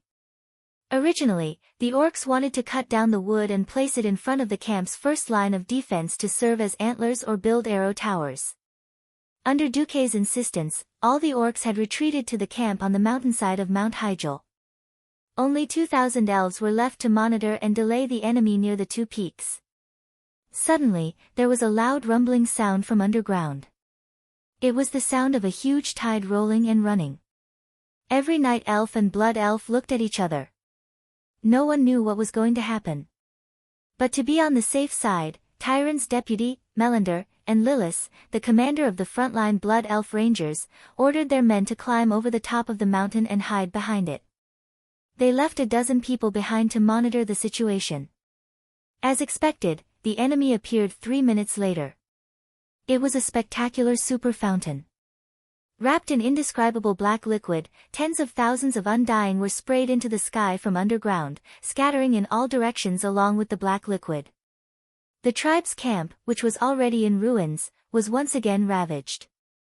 The immortals, big and small, were sprayed into the sky and fell down again under the acceleration of gravity, falling everywhere with banging noises. The smallest were zombies that only had half of their bodies left, the bigger ones were ghouls, and the biggest ones were abominations that weighed several tons. These monsters that had long lost their lives and had almost no intelligence to speak of were already attacking the surrounding buildings before they could even get up. In front of the elves and the few troll scouts was a frenzied undead army. They used their broken teeth to bite the wooden arrow towers, used their rusty machetes to hack at the half-broken mud walls made by the orcs, and used their huge arms to smash at the camp's wooden walls. The black fountain continued to gush out, spraying more and more undead army into the abandoned campsite. Suddenly, a black cloud floated over from afar. It was thousands of gargoyles, as well as many huge, white skeletons and death ice dragons that were surrounded by a freezing aura. Dust rose from the ground. It was a mixed army of undead and evil demons, numbering in the hundreds of thousands. At this moment, Thrall, Wajin, and the other horde leaders who had retreated to the mountainside all looked grim. If it wasn't for Duke repeatedly reminding them to retreat, if they really continued to defend at the foot of the mountain, they would probably be wiped out. There were zombies constantly breaking through the center, tens of thousands of enemy flying units above them, and a large army pressing on the border. It was estimated that the remaining 20 to 30,000 elites of their tribe would all die here. Thrall hurriedly summoned a night elf priestess who was in charge of communication. He pointed at the live broadcast in the magic mirror. What if the Mount Hygel defense line continues to be breached by the big bugs? The priestess puffed out her chest and spoke in the common human language that wasn't very fluent. Don't be afraid. Mount Hygel is a sacred mountain that has been blessed by the night elves' magic for 10,000 years. The mountain itself is extremely difficult to penetrate. If there are no more big bugs of the same level as before, we don't have to worry about attacks from underground. What if there are more? Thrall emphasized. The night elves shook their heads. According to the Alliance commander Marcus, there is only one big bug called Auro, even among the 4 ancient gods of Azeroth. What if the enemy's air force flies directly to the top of the mountain? The priestess was very sure. The sacred mountain has a powerful anti-air magic array. Everything more than 300 yards above the ground will be attacked by Breaking Dawn mages at all times. Even a demigod can't withstand such an attack. And after going up the mountain, except for the main passage, everywhere is a dead zone. Thrall finally felt a little relieved. In this way, they only had to defend the front. At this moment, Thrall saw the elves in front begin to retreat. Because of the terrain, the undead army looked very fierce, but they were always a distance away from the elves. The area within 200 meters of the elven army was an absolute dead zone. The elves nimbly ran between the mountains and the woodlands, occasionally turning around gracefully to shoot an arrow, blowing up the heads of the zombies or ghouls charging at the front. The elves fought and retreated. Arrows rained down, but they still couldn't stop the tide of zombies that numbered in the tens of thousands. It's here. Thrall raised the hammer of destruction in his hand. Prepare for battle. After coordination, the Alliance gave up the first and second city walls on the mountainside and left them to the tribe to guard. Thrall's shout caused the entire valley to reverberate with the unique battle cry of the tribe. Loktar. Not long ago, they had lost their campsite for no reason, so the orc warriors' chests were filled with anger. They raised their steel axes and hammers that had been baptized with holy water high up in the air and let out roars filled with fighting spirit. At this time, the black tide was very close. Cover fire. Number 1 shooting unit, fire. Behind the first city wall, there were 100 dwarven mortar squads. The thick and round cannons immediately let out a deafening roar. Bang bang bang. In any case, it was difficult for the orcs to adapt to the somewhat dull sound coming from behind them, and some orcs even subconsciously shrank their heads. But the elite dwarven gunners were not just for show. The mortar shell flew into the air and drew a beautiful arc. Then, it followed the downward slope of the mountain and flew to a faraway place. It happened to be 200 meters behind the elves. Boom boom boom. The small caliber mortar shells were enough to blow up the zombies and ghouls with weaker defenses. The dwarves' cover was so accurate that Thrall breathed a sigh of relief. Even Wajin, who was ready to let the troll throw spears as cover, quietly put down his hands. It was ironic to think about it. Although they were of the same race, the elves and the trolls had been fighting for tens of thousands of years. When did they ever try to cover each other like this? When the last elven ranger rushed into the city gate at high speed, the 12 ox-head warriors could not wait for the winch to slowly pull up the moat. They directly pulled the thick chains with brute force and pulled up the suspension bridge. Looking at the 7 huge horizontal gullies with a depth of more than 8 meters in front of the city wall, blocking the entire mountain road, Thrall's scalp was numb. These were the masterpieces of the dwarves' steam bulldozers. Fortunately, they bumped into the zombies that did not know what fear was. From another perspective, if you were to use the orc army to attack here, how many lives would it take to fill these gullies? Chapter 935. The tide of the undead army was too terrifying. The mortars bombarded the horde of zombies, and every shell blasted dozens of zombies into smithereens. They either died with their heads smashed, or their bodies mutilated and lost the ability to move. The zombies that didn't have much sanity left stretched out their arms and sprinted up the mountain. Some zombies were pushed to the ground by the zombies behind them because of missing legs and other reasons. Even so, they still waved their rotten limbs, crawled like dogs, and used both hands and feet to madly rush up the mountain. If the zombies in front were too slow, the zombies behind them would roll over their companions and continue their charge. At this moment, Bulang Bronzebeard, who was behind the third city wall, was playing with his new gift, the weird-looking gun in the shape of a bug. He glanced at the zombies impatiently. Param Golden Hammer. Yes, sir. A dwarf officer holding a huge hammer and wearing rare golden armor responded on the spot. Fixed target. Number 1, shoot at the source. 3 sets of small steel cannons cover the area. Don't slack off, even if we're covering for those damn orcs. But, from another perspective, we're letting them remember the battle at Blackrock Mountain. Bulang's evil smile quickly spread among the dwarves. Hee hee. Hee hee hee hee. 15 years was like a generation for humans. But for the dwarves, who had an average lifespan of 800 years, 15 years felt like a month for humans. Every dwarf warrior could still remember the humiliation of being blocked by the Bloodring tribe at their front door, and not being able to enter their own garden. They didn't have the romance of hunting with guns, and they didn't have the spare time to collect the treasures from the mines. The dwarves were very unhappy about working with the horde. The orcs were once slaves of the Alliance, and now they had no place to stay. They could only run across the ocean like stray dogs. Why do we have to work with those damned green-skinned dwarves? The dwarves didn't understand.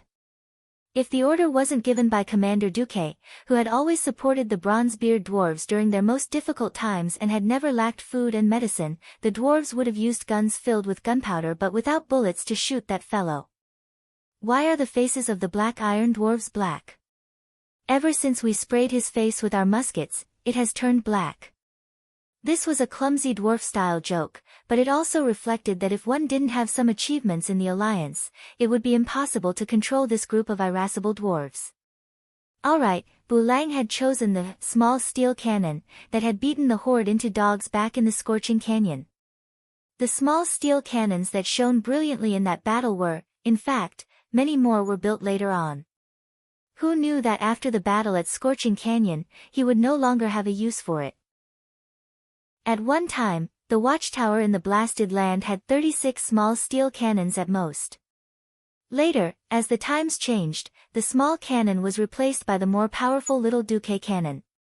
The dwarves never lacked iron ore, and it was quite troublesome to recycle these finished products. As a result, all those small steel cannons could only be placed in the warehouse to play games with the dust. Duque had instructed the dwarves to bring the small steel cannons in this rare battle across the sea. He even said that they would respond to tactics and abandon the cannons at any time. Since it was an outdated piece of trash, Lang was naturally happy to obey. Who would have thought that it could be used to scare the orcs? As expected, when the large cannons boomed from the third wall, many of the older orc warriors were almost scared to death. This was a nightmare that had traversed 13 years in time. Every old orc who had been captured in the Scorching Canyon remembered the humiliation of being forced to surrender by the terrifying firepower of the dwarves, those bastards. Varrock and Brock, the two veterans who had experienced the first and second battle of the Dark Portal, were instantly enraged when they heard the dwarves' wild laughter that seemed to have been deliberately suppressed. Sar had just rejoiced at the support of the dwarves' cannons when he noticed that many of the incomparably heroic old orc warriors were behaving unnaturally. What's wrong? Sigh. In the end, it was Grom, who had experienced the war but not the last battle of the Scorching Canyon, who told Sar the story. What? Are you sure that this is the small steel cannon that destroyed the last orc army? Sar fell silent. Although the relationship between the Alliance and the Horde had shown signs of warming up recently, the damage done to each other in the past was too deep. The Horde had slaughtered many humans, dwarves, and high elves. The Alliance had also destroyed the Troll Empire and enslaved the orcs. This was already a bad debt. Pass down the order. Our enemy is only the living in front of us. Don't be distracted by the small details.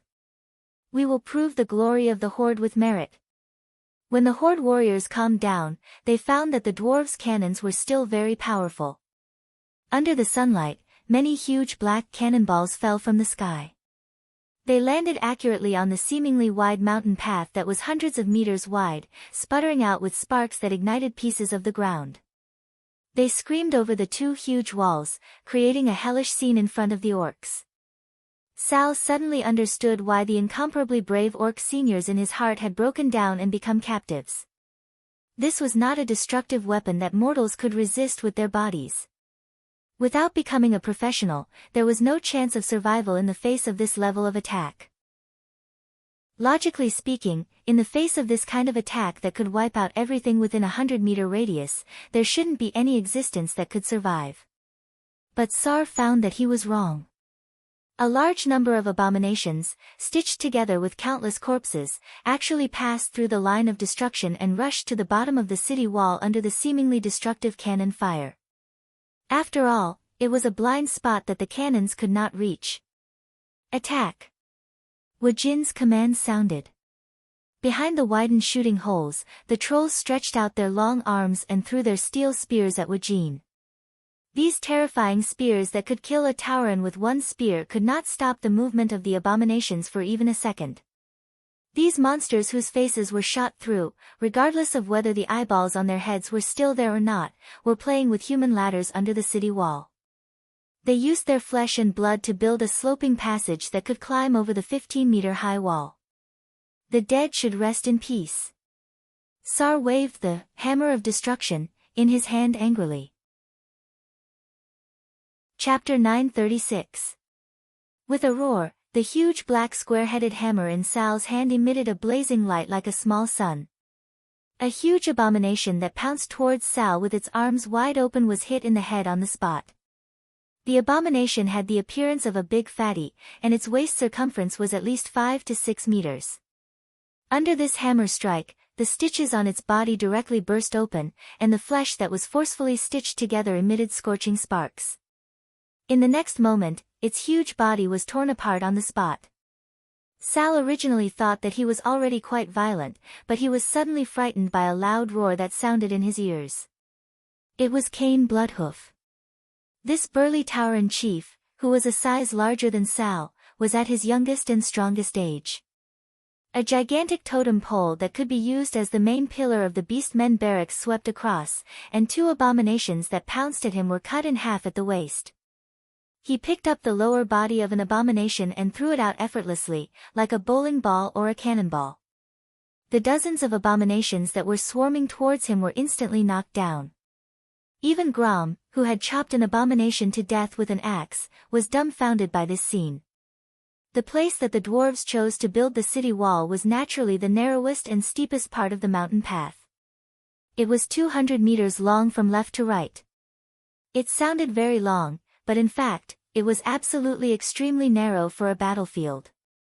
Excluding the taller and sturdier bastions that protruded from the city wall, the actual length of the wall was only 150 meters. It was guarded by the various tribal chiefs, and regardless of whether they were ordinary soldiers or elites, they would be annihilated no matter how many came. Seeing that the number of the undead army was gradually increasing, Wajin waved his hand, and immediately the orcs on the bastions worked hard to shake the handle of the pump up and down, using the FFF flamethrower that once terrified the tribes, on the undead army. The city defense version of the flamethrower was even more insane. After the improvement, the fire oil was clearer and had a higher burning ratio. Due to the 45-degree mountain terrain and the fact that they had the upper hand, the flame tongues could easily be ejected 100 meters away. After a few rounds, the 8 bastions had turned the narrow mountain path into a flaming purgatory. With the explosions of the small cannons and the sprinkling of the flamethrowers, even if there were occasionally elite abominations that were bathed in flames, it would only take a single strike from an orc centurion or ox-head warrior. Grom held, Blood Roar, in his hand. His eyes seemed to have traveled through time and space, back to the Grand War era. Once upon a time, the battlefield between the Alliance and the Horde was a battlefield dominated by strength, skill, and courage. That was the era when the elites of the Draenei tribe who had experienced the Draenei War wantonly flaunted their military might. That was until a human named Duke Marcus appeared out of nowhere and completely changed the situation of the battlefield. His little invention, the F-type flamethrower, had caused the 100,000 elites of the Warsong clan to be unable to advance an inch in the Silverpine forest. They had no choice but to rely on the Blackrock tribe, which had innate fire resistance, as their main force. Unexpectedly, after 13 years, it was the orcs' turn to use fire to deal with the Calamity army. "Be careful!" Varrock suddenly shouted. Everyone suddenly realized that there were many giant abominations wrapped in a frosty aura that boldly charged through the dead zone of the cannonballs, passed through the sea of fire, and killed their way to the city wall. "Use fire bombs!" Thrall ordered decisively. At the back of the platform on the city wall, the orcs hurriedly threw out the metal shells in an extremely rough manner. Then, when the so-called fire bombs were thrown into the sea of fire, an even more intense flame burst forth. The temperature was so high that even the orcs standing upwind couldn't stand it. Not to mention the abomination in the sea of fire. The high temperature caused its fat body to continuously lose weight. The essence of a corpse was still fat and bones. As long as the fire was strong enough, the abomination itself was a huge flammable object. The abomination that had worked so hard to break through the purgatory was defeated just like that. Ha! If the Burning Legion is only at this level, let alone 3 days and 3 nights, I can even defend for a week. A young orc warrior said proudly. As if it was a slap to his face, a large group of gargoyles began to fly over from afar. Thrall's face darkened. Get the wolf riders ready to throw themselves into the net. At this stage, the tribe was so poor that they didn't even have many wyverns. How could they fight against thousands of gargoyles? Fortunately, the special nature of Mount Hyjal reduced the height at which the gargoyles could climb. Otherwise, there would be no need to fight at all. In fact, other than the net, the tribe's more effective long-range weapon was the less efficient javelins in the hands of the trolls. Of course, the tribe still had shamans. Unfortunately, shamans were so rare. They were all treasured and feared to melt in the palm of their hands. Other than leaving them to the rear to treat the wounded, Thrall would not let the shamans go to the front line until the last moment. At this time, Bulang, who was on the third city wall, accidentally fired his larva of the giant worm. Bang! A huge gunshot rang out, giving the surrounding alliance warriors a fright. Bulang's face was not red, and his heart did not jump. He was full of nonsense. You don't even understand this. I fired the gun as a signal to tell you that it's time to load, Type 3 bullets. The so-called, Type 3 bullets, was also Du's bad taste. When he came up with this idea, he didn't expect the dwarves and gnomes to come up with it. However, the dwarves weren't afraid of having a big brain. They were afraid that your brain was not reliable and would waste a lot of materials. Duque, who seemed to have a big brain and was reliable, was naturally the god of invention among the dwarves. During the 10 years he was away, the dwarves regarded Duque's idea as the Duque Bible, and developed the Type 3 bullets, and mass-produced them. The dwarves' version of Type 3 bullets used a large shell with many burning bullets in the shell. Using the small steel cannon as an example, the shell was 1 meter in diameter, 3 meters in length, and weighed 1,360 kilograms. There were 996 to 1,200 bullets in the shell, and there were many versions such as the small steel cannon and the small Duque cannon. Once it was fired, it would be like a goddess scattering flowers. No matter how many air forces there were in that area, they would all be wiped out. What? You're asking why they didn't just use shotguns, such as the grape shot from the cannon? The grape shot's range was too short, it couldn't hit far.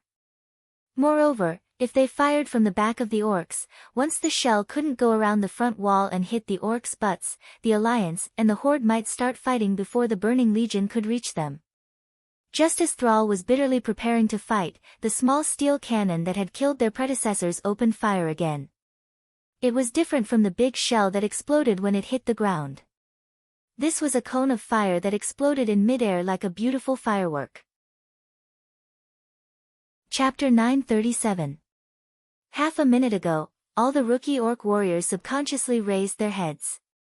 With a slightly confused and helpless expression, they even forgot to hold up their shields, bitterly becoming witnesses to the spectacle in front of them.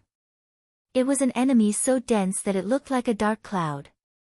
The gargoyles, which were almost free of the shackles of gravity, had the strongest limbs, sharp and dark claws, a demonic face, and scarlet eyes that flashed with the most demonic fierceness.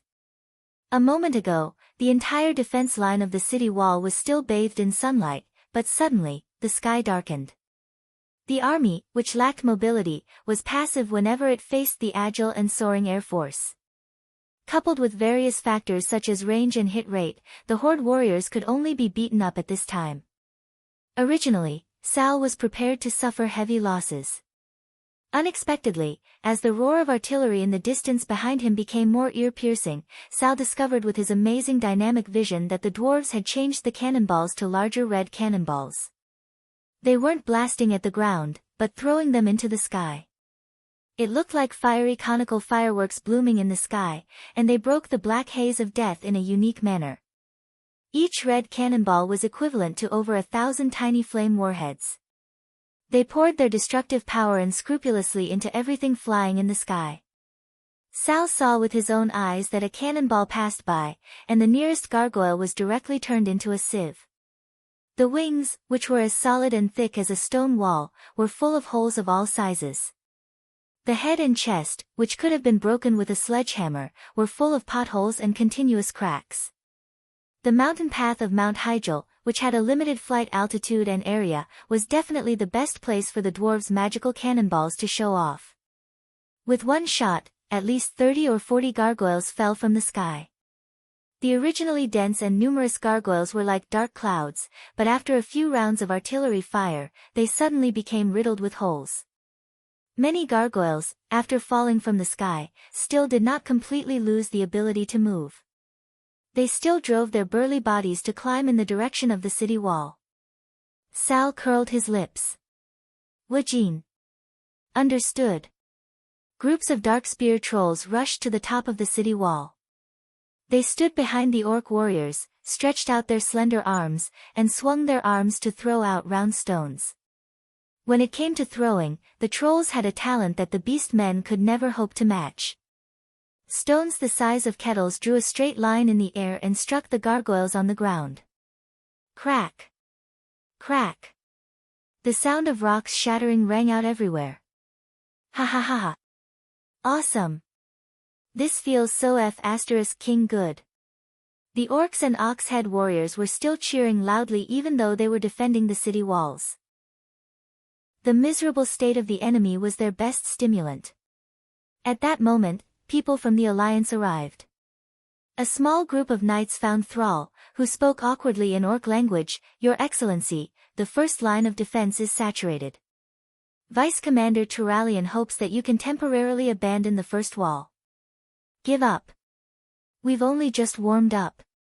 There are so many good lads behind us who haven't even touched the enemy, Tauren Chief Kane muttered. Sal looked at the continuous walls on the mountain road, and then looked at the death passage in front of him that had been filled with corpses. He waved his hand to stop Kane. No, we have lost the geographical advantage. We still have to defend for a long time. Retreat. The messenger knight was relieved. Tribal warriors who have just been injured, please retreat first. Behind the second line of defense, there will be specialized medical teams to take care of them. Don't worry, it's not just the dwarves' cannons. The night elves and blood elf sentries and rangers will cover your retreat. Thank you. Sal replied humbly. The messenger knight raised a red flag and waved it behind him. Sal immediately felt the cannons behind him become more intense. The cannons in the sky and on the ground were at least twice as dense as before. Apart from a few accidental injuries, 99% of the cannons hit the Burning Legion. He nodded in satisfaction and had his men cover each other's retreat. Over 10,000 tribal warriors were divided into 4 teams.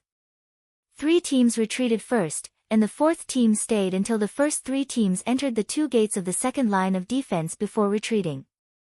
At that moment, the zombies and ghouls that were rushing up were stopped by the extremely accurate and sharp rain of arrows. The abominations and gargoyles were greeted by the dwarves' cannons and muskets. The tribe only paid the price of less than 100 lives before successfully retreating. Damn it, I should have adjusted the shooting parameters just now and blown those damned green dwarfs and the undead monsters away. Param cursed. Bu Lang slapped his forehead. Why didn't you say so earlier? The dwarves were speechless. But more dwarves looked at the few human knights sent by the Alliance General Command. The dwarves finally knew what these humans were here for. They were afraid that the dwarves would act recklessly when they were hot-headed. On the Burning Legion's side, a fierce debate broke out. The Dreadlord, led by Ansaron, thought that they should slow down and find a countermeasure. The Alliance's cannons are too powerful. We don't have enough cannon fodder, and the terrain is too narrow. It's not a good idea to attack blindly. The Lord of the Abyss, Asgalar, sneered. Ansaron, you've been in this world for too long. Is your brain broken? The Burning Legion has destroyed countless worlds. This one will be no exception. Ansaron's face darkened. This is the only planet where the Burning Legion has failed more than once. Even Master Sargeras has lost contact here. Since they were talking about their boss, Asgalar couldn't go on. Since you're so afraid, let me take the lead. The Lord of the Abyss moved his fat, 4-legged lower body, picked up the heavy double-headed double-edged sword, and left with a laugh. Ansaron stared at Asgalar's back and spat. Idiot. I'll let you and your men consume the dwarves' cannons. As one of the first higher demons to enter this world, the Dreadlord had a full understanding of the combat power of the mortals in Azeroth. Before Archimonde's arrival, if it weren't for the Lich's solidification of the fortress and the effect of protective cannonball, condensed by a large-scale magic circle, the Scourge Legion would have been defeated and attacked to the city of Lordaeron. If Lordaeron fell, then the entire Lordaeron continent would likely become a piece of iron again, and the Burning Legion would have no way to attack. Fortunately, Archimonde arrived. After a while, seeing Asgalar's mountain-like figure, the human warriors on the second wall didn't look good. Mograine spat down the wall. I thought only the Horde was unlucky. Chapter 938. A 15-meter-high wall was the limit that the Alliance's engineering team could achieve in a short period of time. Even if cement was better than the old stone brick wall, there were still various load-bearing and foundation problems. Mograine knew very well that if it was the Alliance from 15 years ago, the brothers could only rely on wooden fences that were 5 or 6 meters high to resist the tide of the Burning Legion. However, reinforced concrete and so on could be used to block zombies and ghouls. In the face of such a great demon that was 8 or 9 meters high just by standing, it was simply a joke with their lives. Not to mention the Abyss Lord that looked a bit like a dragon man. If they didn't stop him before he reached the wall, the 3,000 Alliance soldiers on the wall would die. Call for help, Mograine ordered. Immediately, magic messages, bugles that represented a strong enemy and a call for help, and the most traditional way of sending messages on horseback were launched at the same time. The experts of the Alliance and the Horde learned of the existence of danger almost at the same time. Thrall, who had just entered the third layer of the wall to rest, frowned. Not only the reaction of the Alliance soldiers, but also his keen perception of the shock coming from the distant ground. Although he hadn't officially become a shaman, Thrall's natural talent was unparalleled. Let's go up the wall and take a look.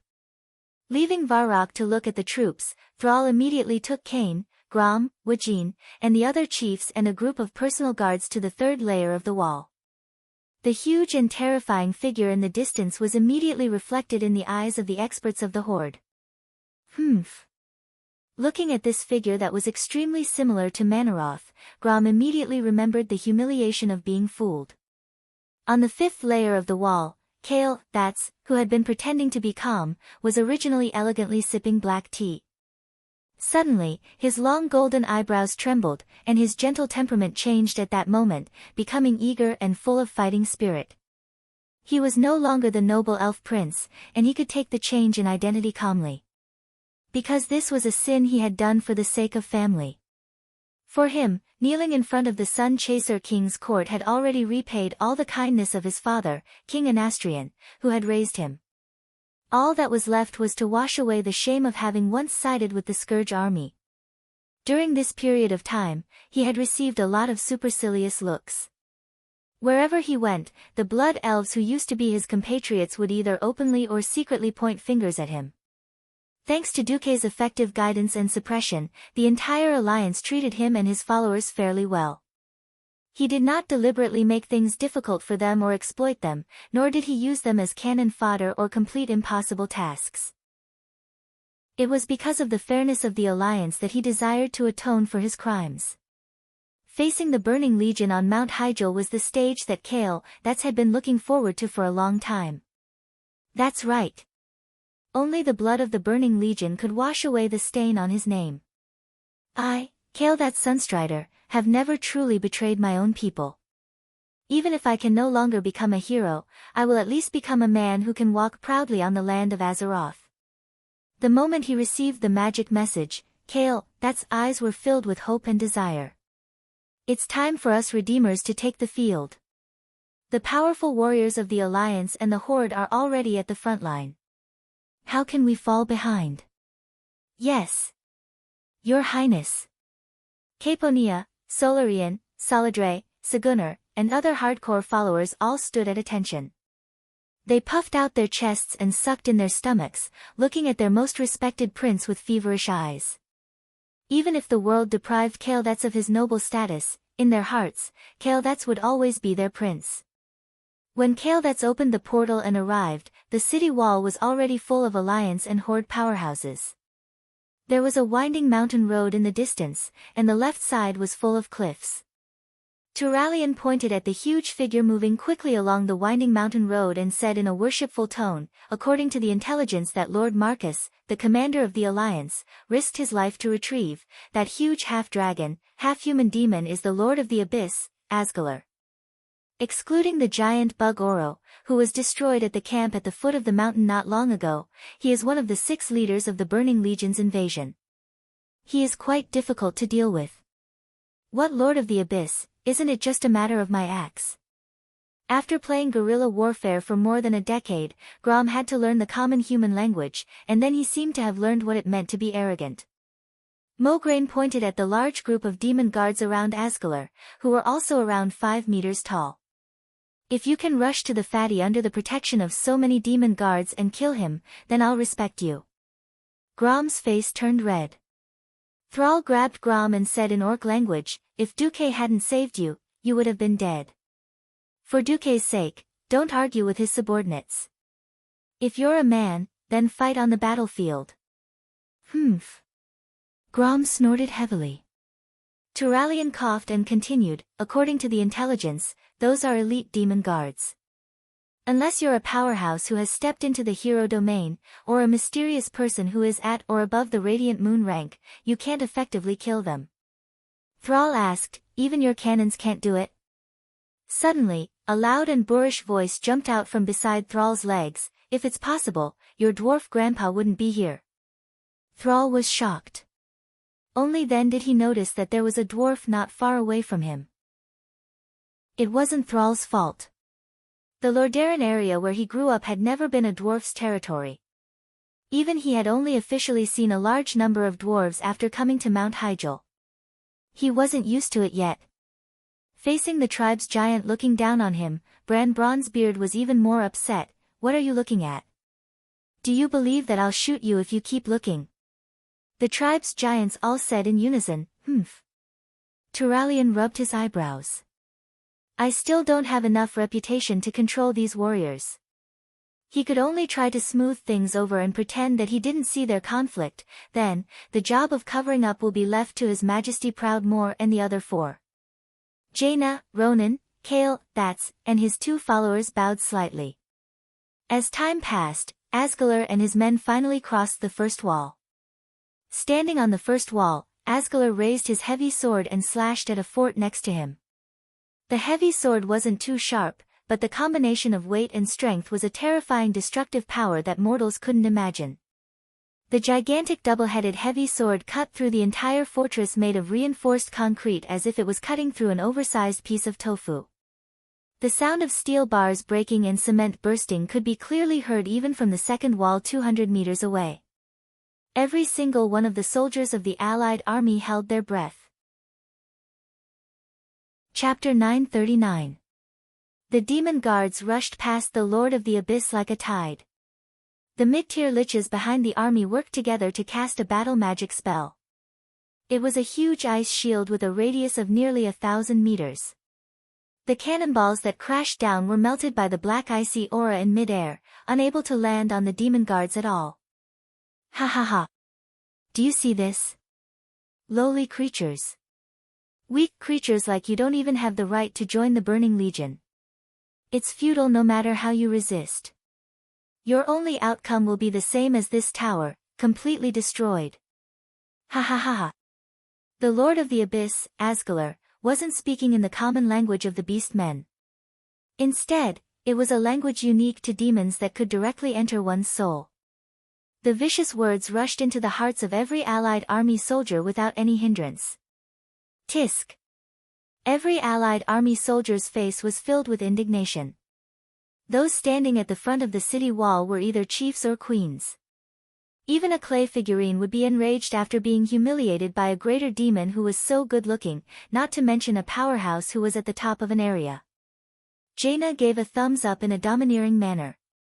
In the next second, she turned her wrist and pointed her thumb down. Only 4 cold words jumped out of the mouth of the newly crowned Queen Kultiras. Kill them. In an instant, the 5 Radiant Moon Archmages at the front of the city wall emitted strong magical waves that could be seen with the naked eye. Ronan was in the center, Solarian was on the left, and Caponia was on the right. Arcane energy condensed into a thick soup around the entire Archer Tower. Behind them, Jaina and Kale, that's rose slowly. Under Jaina's feet was an ice pillar that was growing taller and harder than steel. Kale, that's floated in the air on a spinning pillar of fire phoenixes. When the purplish-blue arcane radiance reached its peak, the three arcane masters pushed out their hands at the same time. Arcane energy so dense that it was almost solid shot out. Go! Jaina shouted angrily. Kill! Kale, that's murderous aura burst forth. When the ice and fire magic that was large enough to overshadow an entire team of sky archmages converged into that unparalleled arcane energy, an incredibly destructive war spell had been completed. Heavenly River of Frost and Fire. It did not exist in any single person's list of spells, and even Morning Star wizards did not have the control to use it. Only those at the peak of the Radiant Moon realm could perfectly fuse 3 different types of tremendous mana together to form this incomparably terrifying war magic. The surging yellow, white, and blue elements easily overturned all the beings standing in front of the second city wall. It didn't matter if you were an elite of the Burning Legion that roamed the universe or an abyssal lord that wreaked havoc across the stars. Even a Breaking Dawn mage might not be able to unleash such a powerful move, so all of you had to scram. Even though the Abyssal Lord Asgalar was filled with arrogance, he didn't dare to open his arms and take this blow head-on. He had no choice but to cross his arms and hold his heavy sword in front of him. Bang! With a momentum that was 100 times more amazing than the monstrous waves hitting the reefs on the shore, Frostfire Galaxy easily destroyed all the guards around Asgalar. Even the Abyssal Lord, whose weight was measured in tons, had no choice but to be blasted 100 meters away along with the first city wall. The magic circuits of the 5 Radiant Moon Archmages were empty, but their cloaks fluttered in the wind. Coupled with their proud expressions, everyone knew that they were feeling great. That's right. This was the ferocious might of magic. Annihilating hundreds of elite evil demon guards and liches with a single blow, as long as Mount Hyjal was victorious, the 5 of them would definitely leave a deep mark in the history of magic among humans and elves. Bastard! Bastard! Bastard! Mere scum, how dare you send me, Lord Asgalar, flying? Unforgivable. Asgalar, who had just crawled out of the rubble with his armor still intact, had the word disheveled written all over his body. Feeling greatly embarrassed, he didn't care about anything else. Carrying his huge double-headed heavy sword, he charged towards the second city wall like a high-speed train. He wanted to use his unimaginable strength to directly destroy the defense line that these little bugs were so proud of and smash them one by one under the heavy sword. Suddenly, a khaki figure that was only half his height blocked in front of him. Ha! You overestimate yourself. Go to hell.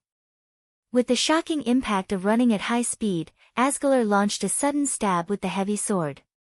In his imagination, even a mountain would be smashed by him, as if that kind of short and pitiful bug would definitely be smashed into pieces by the sword. He miscalculated. The wooden totem pole that was no smaller than his double-headed greatsword burst out with a green natural brilliance that he couldn't understand. Under the innate divine power of the Tauren, the totem pole and the heavy sword collided like stars. The final result was unexpectedly a draw. Cain Bloodhoof, who blocked him, staggered a few steps back. Even the solid ground couldn't withstand this terrifying impact. The powerful hooves forcefully kicked out stacked stone waves. Asgalar didn't have it easy either. Each of his legs took 3 big steps back. Finally, his 4 short legs couldn't bear his exaggerated weight, and he sat on the ground with a loud thud. This wasn't the end. Just before he sat down, the enraged Lord of the Abyss threw his terrible heavy sword at Cain. In the distance, Sal was so scared that his heart almost broke through the confinement of his ribs and flew out of his chest. Cain, who was still in a state of exhaustion after forcefully blocking the heavy sword, widened his bull eyes and looked desperately at the heavy sword that was inserted into his chest. I can't dodge it at all. Anyone could imagine that in the next moment, the highest-ranking war casualty since the start of the Coalition War would be born. At this critical moment, a golden greatsword as wide as a door panel descended from the sky. Alexandros Mograine performed an extremely gorgeous jump slash and directly deflected the heavy sword of the Lord of the Abyss by a little. A slight difference could lead to a huge difference. The double-headed greatsword brushed past Cain's neck and cut off half of Cain's mane. It seemed that Cain's neck was bleeding, but people with discerning eyes knew that Cain's life was saved. Good job. Another gorgeous figure leaped high into the air. The violent scarlet axe drew the most amazing arc, crossed the space of 30 meters, and struck Asgalar's head with one move. With the smoke and dust raised when the Lord of the Abyss fell as the background, it was the figure of a powerful orc hero named Gromhelscream. I said that whatever Lord of the Abyss is just a matter of my axe. Chapter 940. Pretentiousness was like the wind, always with me. Lord Howl's pretentiousness was so off the charts that all the heroes who had just covered for him and blocked the sword for him were overshadowed. They all became mere background decorations. That's right. Without the cover of the 5 archmages, without Cain and Mograine to resist the attack of the Lord of the Abyss, Lord Howl could not find a chance to kill anyone. However, the beast men, who revered strength, would not care about this. Their eyes would only see the sharpest, and also the last move that would kill them. All of a sudden, all the orc guards who had followed Sal to the second wall let out a fanatical roar. Oh oh oh, hero! Hero! Hero! The first warrior of the horde, Gromhelscream. After the chaotic roar, it was the uniform roar unique to the horde warriors. Oh! Oh! Oh! Oh! Oh! Oh! Oh! Every roar was accompanied by the raising of a weapon. The cold gleam of a sharp axe. The light of a heavy hammer. The cheers of only 100 people condensed the momentum of 1,000 people. The soldiers of the Alliance were also cheering, but unfortunately, it was not as enthusiastic as the Horde. After all, the last axe was not the hero of the Alliance. On the Burning Legion's side, Dreadlord Ansaron could not stop scolding, "Trash! Trash! You're all trash!" Since landing, the Burning Legion had not encountered anything good. First, Reki Winterfrost was inexplicably ambushed by the Alliance commander Duque. His head was chopped off, and even his soul was destroyed. Then, the seemingly powerful giant sandworm Oro was killed by the enemy's ultimate move. Then, there was Asgalar, who was full of momentum but was killed by the mortal heroes in a few moves. The 3 chief-level guys all died a little inexplicably. Glancing at the extremely calm Khazroga and Kazak, Ansaron knew that Sir Archimond would not enter the field before confirming that the other party had a strong enough powerhouse. Both of them were Doomguard-type demon lords with special abilities. This time, he had to enter the field. On the bone thrones near Anartheron, there were 5 dreadlords with the same huge bone bat wings sitting on them. Although everyone was a dreadlord, there were still different ranks among the dreadlords. After the former leader, Tichondrius, was killed, Anasarin was now the most popular replacement leader. He needed a perfect victory to propel him to the position of leader of the dreadlords. He suddenly had an idea. Humans, elves, and orcs are all lowly and weak. Let the endless Burning Legion destroy them. He had seen too many mortals fiercely resisting. But how many mortals could maintain such a high-intensity battle? Regardless of whether they used holy light or swords, as long as they were mortals, they would tire, get injured, and overuse their life force and spiritual energy, or even die.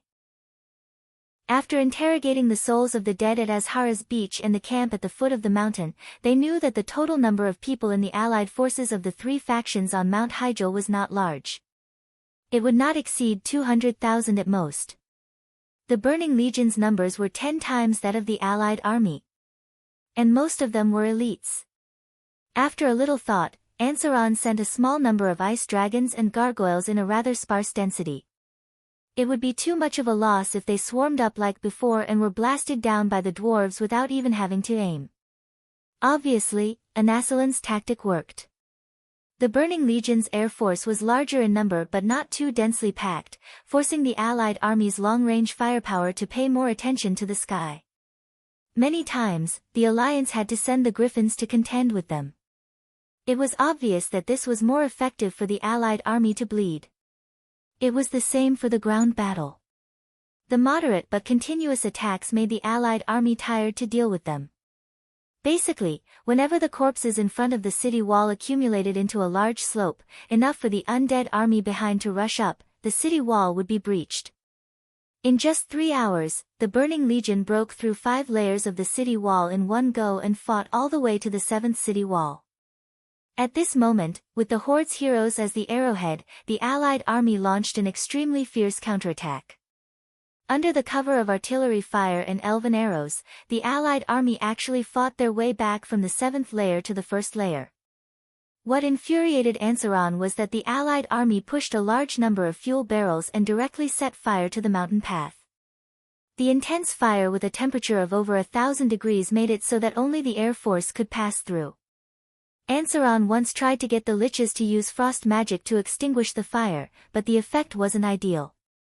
Often, as soon as the fire was extinguished, more black oil would flow down from the mountain, and the fire would continue to spread along the black oil.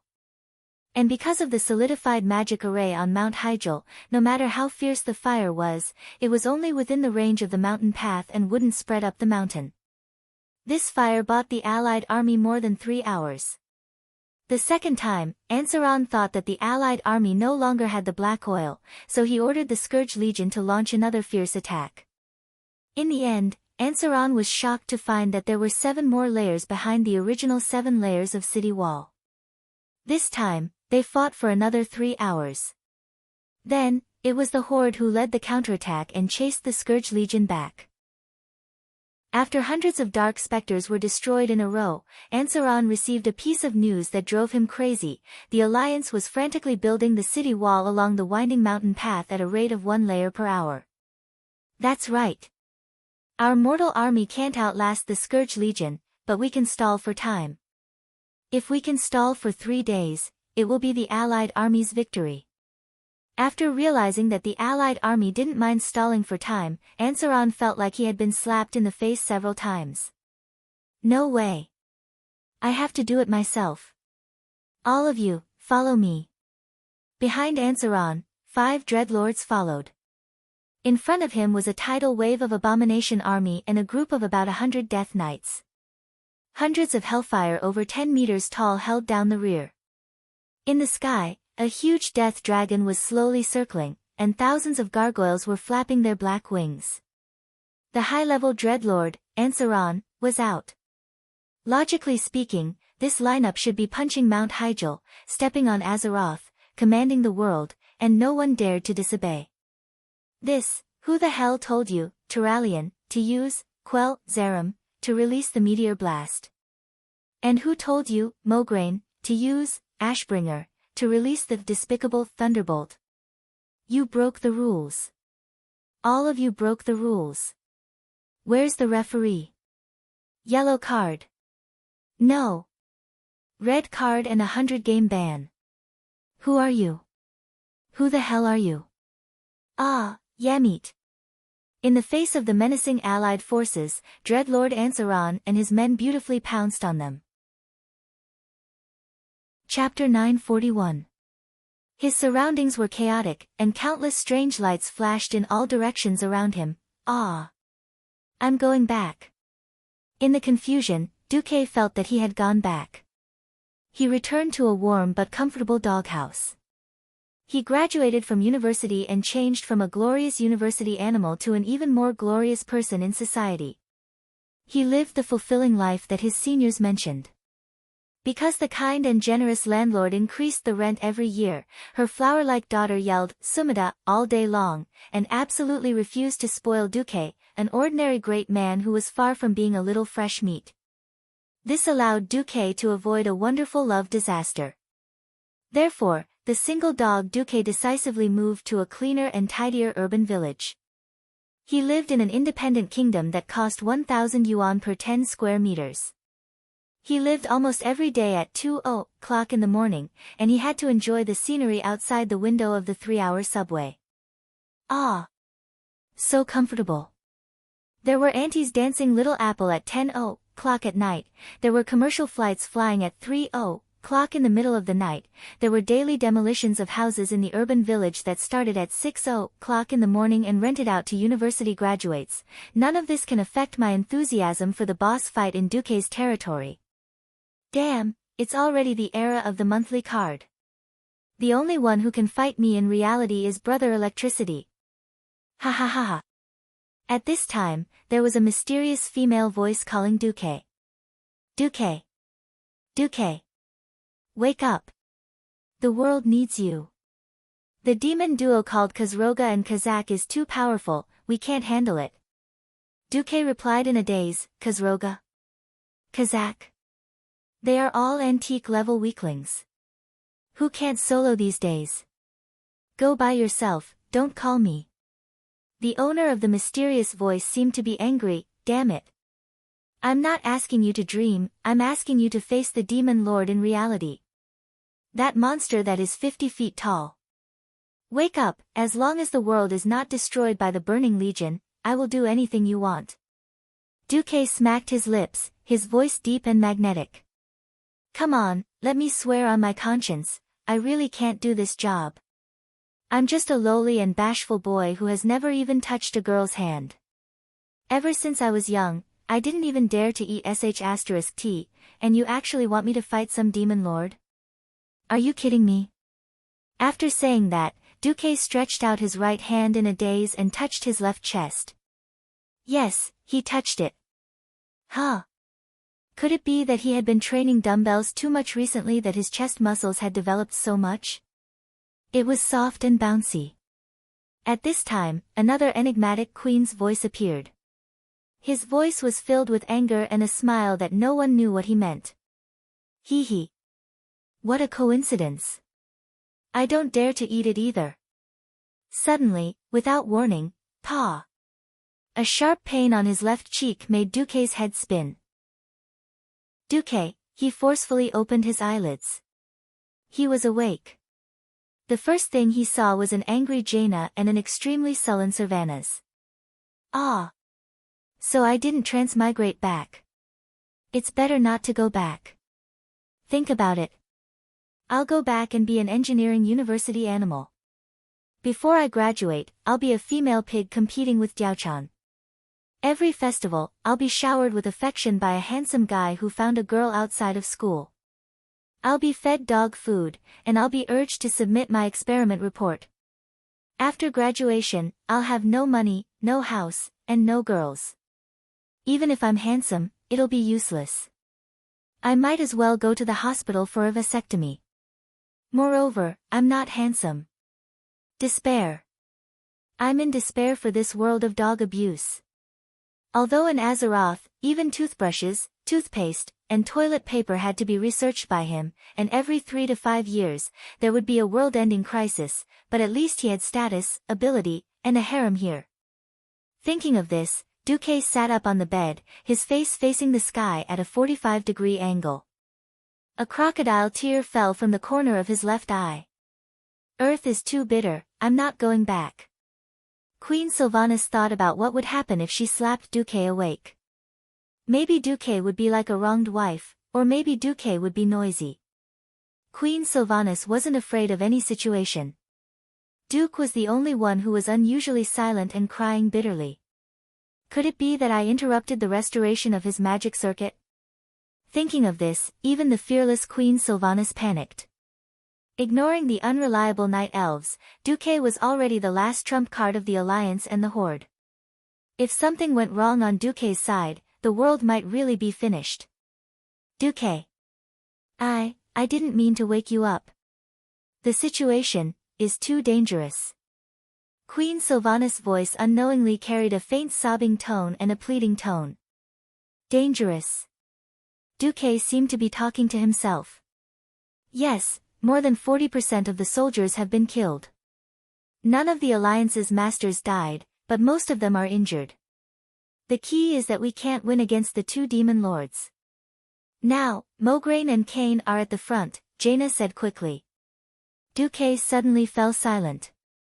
After a full 3 seconds, he suddenly came to his senses and grabbed Queen Sylvanas and Jaina's hands. Wait until we defeat the Arch-Herons. If I'm still alive, I'll be with the people I love and love me forever. The first half of Duque's sentence was not wrong, but the last sentence made Queen Sylvanas furious. Wait. You still want to be together? It's fine if the 3 of us go. I've tolerated Alucia before me. Are you going to add those cats and dogs and messy women? Queen Sylvie suddenly smiled. Her smile was as bright as a flower. Duke? Yes? Your body, are you sure it's okay? Like the magic circuit or something? I'm fine. Duque, who didn't know that a disaster was coming, seemed to be still in a daze. Then, justice fell from the sky, and Queen Sylvanas slapped Duque on the right side of his face. You little bastard. This scene left the bystanders dumbfounded. Queen Sylvie stood up abruptly and rushed to the door with large strides. Suddenly, she stopped. With one hand on the door frame, she did not turn around. Although you're a bastard, seeing that you might be able to save the world, I agree. But I warn you, don't go too far, or I'll incite my sisters to leave you. After that, Queen Sylvanas strode out of the door, as if she was escaping. As soon as Queen Sylvanas left, Jaina also pulled back her hand that was held by Duque. She stood up, flicked her cloak behind her, and turned around. Ha! Duke Marcus, you think too highly of yourself. You actually want to take 2 queens at once? Who do you think I am?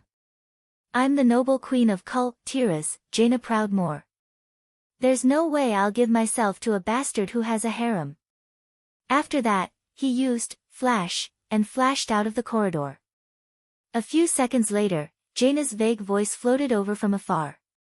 If you can help me get revenge, maybe it'll be a different story. Why are all of you suddenly so arrogant? Chapter 942. At this moment, Sylvanas's voice drifted into Duque's ears from afar. If there's nothing else, quickly get out.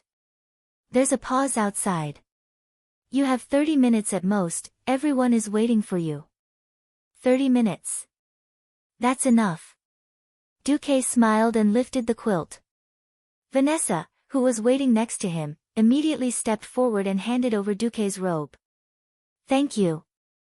While putting on his clothes, Duque suddenly remembered, yes, Vanessa, the first slap on my left cheek was also from Sylvanas, right? Why did she hit me? Dear beast. Oh, Master Grand Duke Marcus. Hey. You did it on purpose, didn't you? A black line appeared on Duque's forehead. Vanessa calmly helped Duque tidy up his clothes while replying, No, it was a slip of the tongue just now. It's not like that on purpose. For example, Master Grand Duke Marcus, this is called on purpose. Duque suddenly had the urge to slap this talkative maid to death. But thinking that the Van Cleef family was actually loyal to him, he could only drop the idea. Although you swore in your dream that you were speaking from your own conscience, unfortunately, according to my observation as a mere maid, your conscience does not reside in His Majesty Proudmoore's chest. The maid continued to show off her venomous tongue. Master, although you swore in your dream that you were speaking from your own conscience, unfortunately, as a mere maid, your conscience does not reside in His Majesty's chest. Vanessa, who had undergone strict training to improve her manners, said in the most elegant and dignified manner and the most serious tone, the reason why His Majesty Sylvanas was so angry is probably because you could accurately pass through Proudmoore's breastplate defense line in your sleep and accurately grasp your conscience through the gaps in his clothes. At this moment, Duque only wanted to say, what the heck? In fact, Duque really wanted to ask the maid in return, if my conscience grew on your chest, then can I still touch my conscience to speak? After thinking about it, Duque gave up. If Vanessa suddenly had a brain cramp and fearlessly sacrificed herself to have a monkey with him, wouldn't she give birth to an enhanced version of the venomous tongue monkey? No. This scene was too horrifying. Duque decided to stop imagining it. Alright, in front of a great enemy, this kind of small matter should be put aside for now. After confirming his equipment, Duque strode out of the room. Since he was the boss, he naturally had the aura of a boss. As soon as he stepped out of the door, Duque discovered that Turayan was actually waiting at the door. However, Turalian's condition was a little bad. Not only was his armor damaged, but the holy light on his body was also a little weak. In the eyes of Pharaoh, who could sense the elements, every holy night was like a gigantic light bulb. Regardless of day or night, they would emit light and heat in the elemental domain, clearer than a lighthouse in the dark. Turalian's holy light energy was at most 50% of its peak. It seemed that this was the result of a round of recovery. Report. Yes. Turalian replied as he secretly gestured. After a few steps, a face that Duque was familiar with appeared. She was Mograine's adopted daughter, the little priest, Sally Metwain. She followed Duque's footsteps and released a mixture of holy light with her hands, gently healing the wound on Duque's face. Duque was a little embarrassed. Don't mind my presence. This is just a minor subcutaneous bleeding. It will heal soon. Duque forced himself to divert his attention. It's already the third morning since you fainted. In fact, our results in the first 2 days were not bad. Although we retreated from the foot of the mountain all the way to the mountainside, we estimated that we killed more than 1 million Scourge and Burning Legion soldiers and elites. The key is that we killed the 2 leaders of the Burning Legion in your intelligence report, Abyss Lord Asgalar and Dread Lord Ansaron. Oh. That's not bad. The ones who dealt the final blow were the Orc hero Grom Hellscream and the Blood Elf hero Kale, that's Sunstrider. Huh. That's impressive. Duque was really surprised. Duque knew that Lord Howl had a halo that increased the attack power of the Abyss Lord by 1000%. Originally, it was Lord Howl who killed Manaroth with his axe twice in a row in history. It was not surprising that Duque killed Abyss Lord Asgalar again. What was surprising was that Kaisi actually went all out. Logically speaking, it was very difficult for mages to steal kills. Turalian added, in order to kill the enemy, Kale, that's transformed into a huge fire phoenix and crashed directly into the Dreadlord, burning Ansaron to death in close combat. Now even the Blood Elves have begun to praise his bravery. Although the Blood Elves seem to be unable to forgive his past betrayal, at least they won't be hostile to him. Wow! Kaisi was really trying his best to wash away the stain on his name. Walking out of the fortress, the strong sunlight almost blinded Duque. After recovering his vision, the first thing Duque saw was the traces of a great battle stretching from afar to near. Ever since Duque proposed the concept of the 1,000-layer skirt, the dwarves really took this move to the extreme.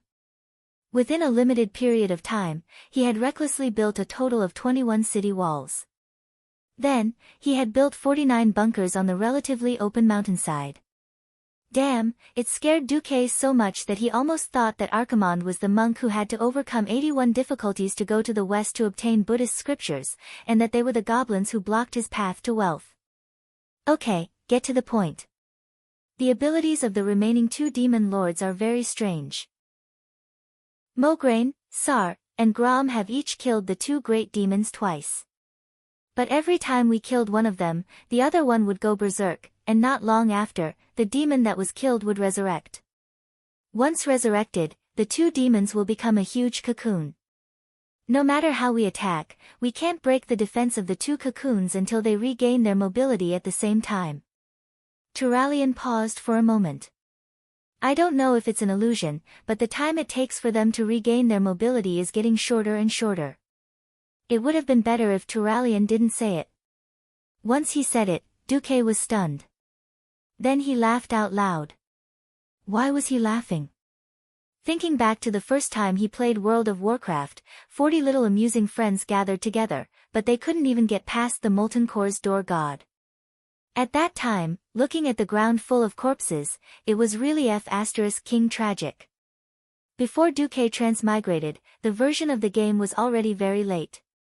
But the current timeline that Duque was in was only 15 years after the Dark Portal. Those tactics and boss strategies that were common in the eyes of the veterans in the future were all rare stuff in this timeline. Sure enough, only at this time, the power of the Transmigrator's cheat would be off the charts. Ha ha ha ha. Ha ha ha ha. The tricks of the Burning Legion's great demons are not bad. But I, Duke Marcus, have seen through everything. Chapter 943. What were soldiers most afraid of on the battlefield? The first thing they feared was having stupid teammates. As the saying went, don't be afraid of a godlike boss, but be afraid of a stupid teammate. In fact, there was another kind of existence above a stupid teammate, which was called a boss who caused others to die. If your teammates were stupid, you might be saved if you relied on yourself to become godlike. If your boss was stupid and forced you to die, there was really no need to save you. Just write your will. The general was the courage of the soldiers. It meant that a cowardly general would definitely have a group of weak soldiers. Very few people knew that there was actually a saying, the commander is the soul of the general. After all, the generals were just the executors of the strategy. The most terrifying thing was the failure of the strategy. In a situation where even the generals were at a loss of what to do, if even the supreme commander did not know what to do, how could the soldiers have the courage to fight the enemy? Now, Duque's arrogant laughter was spread everywhere. In the ears of the soldiers, it was not frightening, but heavenly. However, I, Duque, have seen through everything. When these arrogant words were heard by the soldiers who were already beginning to feel uneasy, it was no different from a large dose of reassurance. That's right. The invincible commander of the Alliance, Lord Marcus, had found a way to defeat the enemy. What else do we have to be afraid of? At times like this, the reputation that Duque had made could play an unimaginable role. Without the reminder of the officer, the veterans had already automatically remembered the various glorious achievements of Duque in the past. Since the first battle at the Door of Darkness, every battle Duque fought, even if he lost, it was a glorious defeat. It was true that he had lost Stormwind City, but he had burned 100,000 orcs and let Lothar take the head of the first orc chief, Blackhand. In the face of the crazy attacks of the tribe, he had been defeated, retreated, and felt helpless. However, Duque seemed to be the embodiment of the strong will of the human race. By continuously uniting forces that could be united, he still led the alliance to become stronger and stronger even though he had to fight for tens of thousands of miles. In the end, he successfully turned the tables and defeated the orcs. It was the same this time. The death of the Calamity army once shrouded most of the sky above the Rotterdam continent. However, Duque, the king, returned and led everyone to launch a counterattack. Tirisful Woodland was the only place left in Lordaeron. Apart from the Silverpine Forest, which was still filled with werewolves, most of the fallen areas on the Lordaeron continent had been recovered. That's right. That's right. As long as Lord Duke Marcus leads us, we will be victorious. Suddenly, in the distance, a wounded soldier with a broken arm struggled to run over, knelt on one knee in front of Duque, and asked excitedly, Commander Marcus, have you found a way to win? Seeing that the bandage on the soldier's shoulder was still bleeding, Duque couldn't help but feel a lump in his throat. Yes, we'll use the heads of those two demons as tables later. Thank you. Your Excellency. The soldier kowtowed heavily. Duque's bold words quickly spread. Will we win in the end? I will. We will definitely win. Please take care of yourself, Your Excellency. I would like to have you present me with an award during the victory ceremony. I will. I definitely will. More and more soldiers gathered around Duque. Even the heavily wounded who couldn't get out of bed sat up with the help of their comrades. Not only the soldiers of the Alliance, but even the warriors of the Horde shouted and raised the weapons in their hands after hearing the translation. Swords and spears were like a forest, and the morale of the army was like a mountain. Thousands of voices were shouting and calling, and then converged into one, turning into a shocking sound wave that went straight into the sky. Victory! Victory! Victory! Victory! Victory! Victory! Yes! We will definitely win. We have always believed in it. At this moment, on the battlefield in front of them. It was located at the entrance of the open land on the mountainside. Once they broke through, it would be a vast expanse of flat land. Other than the blockhouses built by the Alliance, there was no other place to defend. Although the narrow road from the mountainside to the top of the mountain was starting to build a wall, everyone knew that the wall was really useless against greater demons of such a level. The mortal soldiers in the coalition army had no choice but to risk their lives and rush up from the sides of the cocoons before they exploded to support their allies on the mountain road and the city wall. This was to stop the small fries of the Burning Legion and not let them affect the experts of the Alliance to surround and kill these two demon lords. Mograine was very tired. He leaned on the heavy Ashbringer and panted heavily. A third of his golden armor had already been torn, and he looked more like a beggar. Grom's famous blood howl was thrown on the ground in front of him. The incomparably strong man was currently covered in sweat, and he sat on the ground as if he had collapsed. The one who suffered the most was the Minotaur chief Cain. Because he was the largest and had the strongest vitality, he also suffered the most damage. Right now, Cain looked like a Fergana treasure cow. There were at least 100 large and small wounds all over his body, and all his hair was dyed red with blood and sweat. The blood seemed to be taking the opportunity to escape.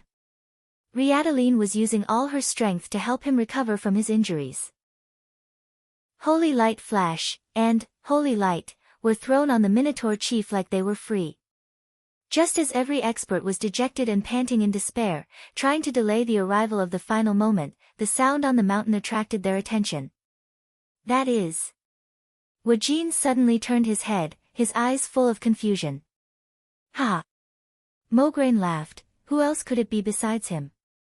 Sal's face was full of a bitter smile. Although I don't want to admit it, we can only rely on him.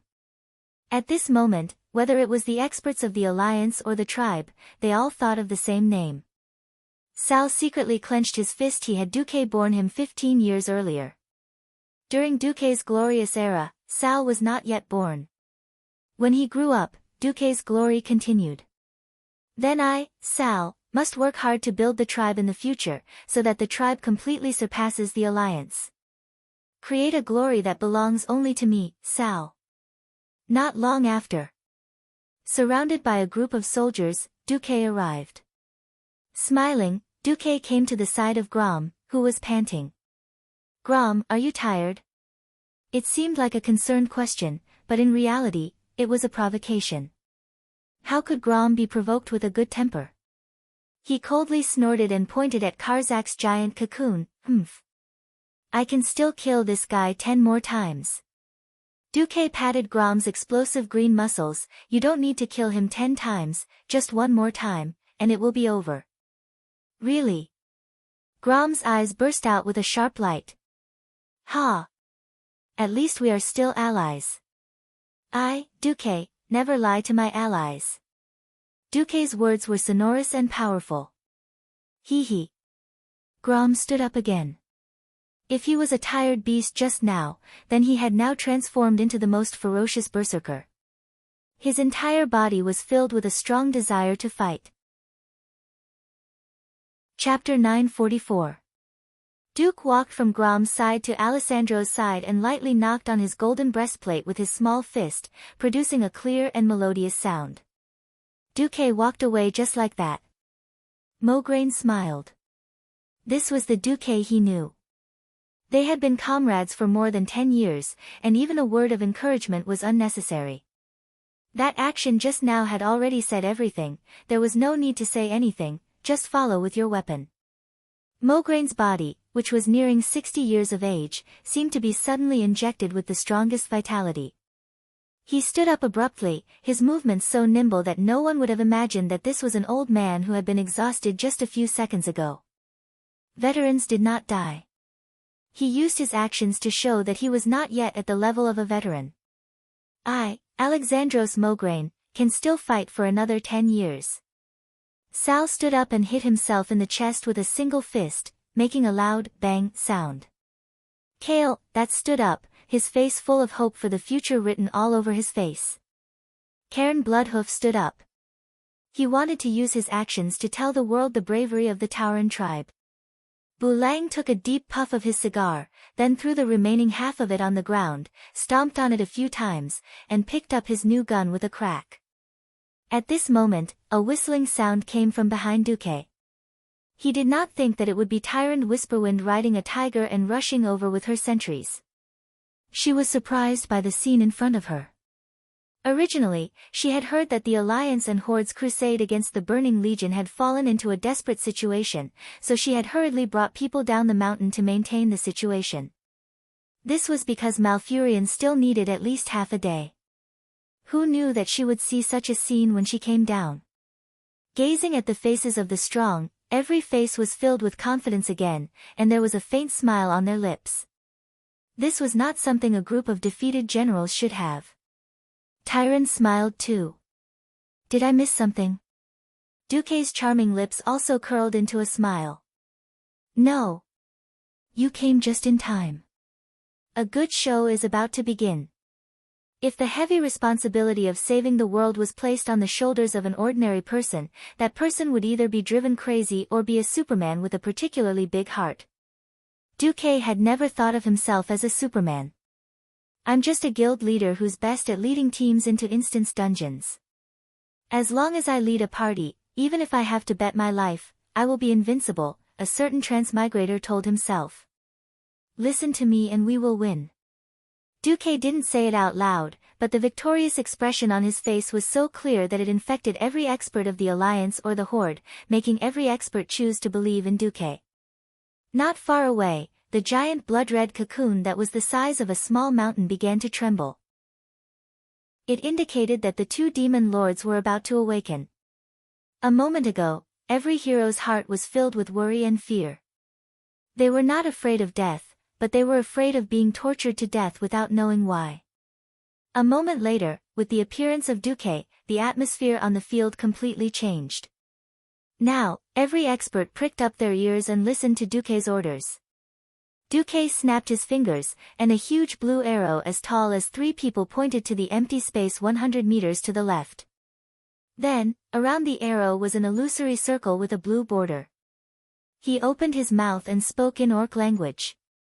Bloodhoof Chieftain, later, please pull Kazak over here. Try not to let him leave this area. Understood, Kane replied in a rough voice as he slammed the huge totem pole on the ground. With another snap of his fingers, Duke pointed to the right. Alexandros, bring Roga over here. Okay. The Ashbringer in Mograine's hand began to emit a golden light. As Duke gave out orders one by one, every powerhouse understood their own responsibilities. These heroes that the players were familiar with were no longer the great existences that they could only worship. At this moment, they were just members of Duque's party. Come on. Believing in Duque did not necessarily mean eternal life. However, there was no need to say anything about killing a boss to get rich. There was only one sentence to describe it. Bro, steady. The huge blood-colored cocoon finally peeled off from the 2 demon lords and floated away. The heads with huge horns had just seen the light of day. They originally had mocking expressions on their faces, wanting to see how these mortals would struggle in pain and despair. In the end, they saw a group of heroes with completely different mental appearances. Before Kazak could figure out what was happening, Kane had already let out a deafening roar. Kane's huge body charged forward. After his huge body, which weighed nearly 2 tons, entered the charge state, even the demon lord found it difficult to resist. Kazak took half a step back with his right leg and turned into a bow stance. He blocked Kane's charge and used his arms to block the totem pole that was suddenly smashing down. He thought that the old bull's attack would stop there, but who knew that he would not be able to cause further damage to Kazak. Kane rushed forward and blocked Kazak's demon horn with his bull's horn. Then, bah! He spat on Kazak's face. Before Kazak's counterattack arrived, he did an ugly but practical roll and rolled away, avoiding Kazak's counterattack. Kane beat his broad chest hard and roared again. There was no need to translate this posture. He was clearly saying, "Come on. Come on. Demon brat. Let's hurt each other." Old Bull's vivid body language ridicule, a performance that transcended the boundaries of race and language, opened the eyes of the powerhouses of the three sections. On the other hand, Mograine was simpler and looked much more serious.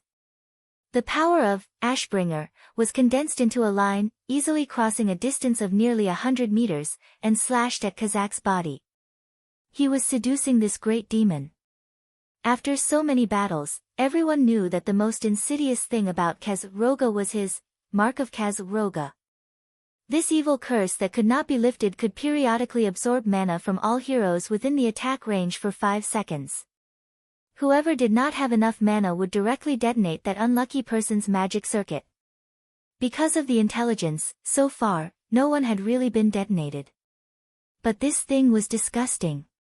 At least the paladins and mages in the main force of the alliance relied on mana to survive. This was why everyone was so tired. It was a double overdraft of the spirit and body. 100 meters was the maximum range of this evil mark. If Kazak did not care about Mograine, Mograine did not mind being a long-range attacker and cutting it to death. If Kazak went to kill Mograine, it would be exactly what he wanted. Sure enough, this great demon fell for it. Chapter 945. When the two great demons were successfully separated, Duque let out a long sigh of relief. The most disgusting thing about these two guys was that they both had imprints that absorbed magic power. It was true that most of the heroes on the side of the three-faction alliance had a lot of magic power. No matter how much magic power they had, they could not withstand the double burning of magic power from two different great demon imprints. Kaz-Roga's imprint was fine. It burned a certain amount of magic power. Kaz-Roga's imprint was crazy. It actually burned a certain percentage of magic power. The imprints of the two great demons piled together, and no one died after fighting for 4 rounds. This was actually a miracle. Of course, if it wasn't for the sense of crisis caused by the burning of too much magic power, it wouldn't have evolved into the previous chaotic fight where they killed one first. It was completely conceivable that if Duque did not come out, they would fall into a desperate cycle of endless resurrection of the demons on the opposite side. As long as the first hero died, it would be the beginning of the collapse. Now, it was completely different. The changes brought about by the difference in the details were immediately felt when the first imprint descended 30 seconds after the start of the battle. Those who had magic circuits immediately found that their burden was reduced by more than half. Huh? Everyone looked at each other and saw the surprise in each other's eyes. In the previous few battles, because the imprints descended on all the strong people at the same time, no one felt any difference. Now, it was completely different.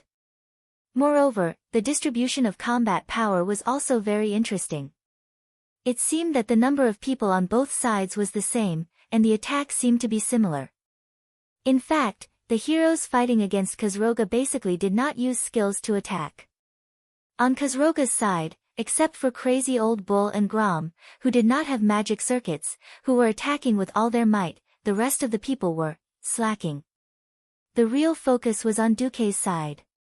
Whether it was Duque, Jaina, Ronan, Caponia, or Solarian, they were all firing with all their might. Compared to Kael'dats, who was only good at fire magic, the other pharaoh mainly focused on arcane magic, so they had more magic power. The storm of magic bombarded Kaz-Roga's body, causing the huge demon to groan in pain. Luo Ning's arcane bomb hit his shoulder, shattering his pauldron. Without giving him any time to catch his breath, Jaina shot a frost arrow with all her might and completely froze his leg that was bent like a goat's leg.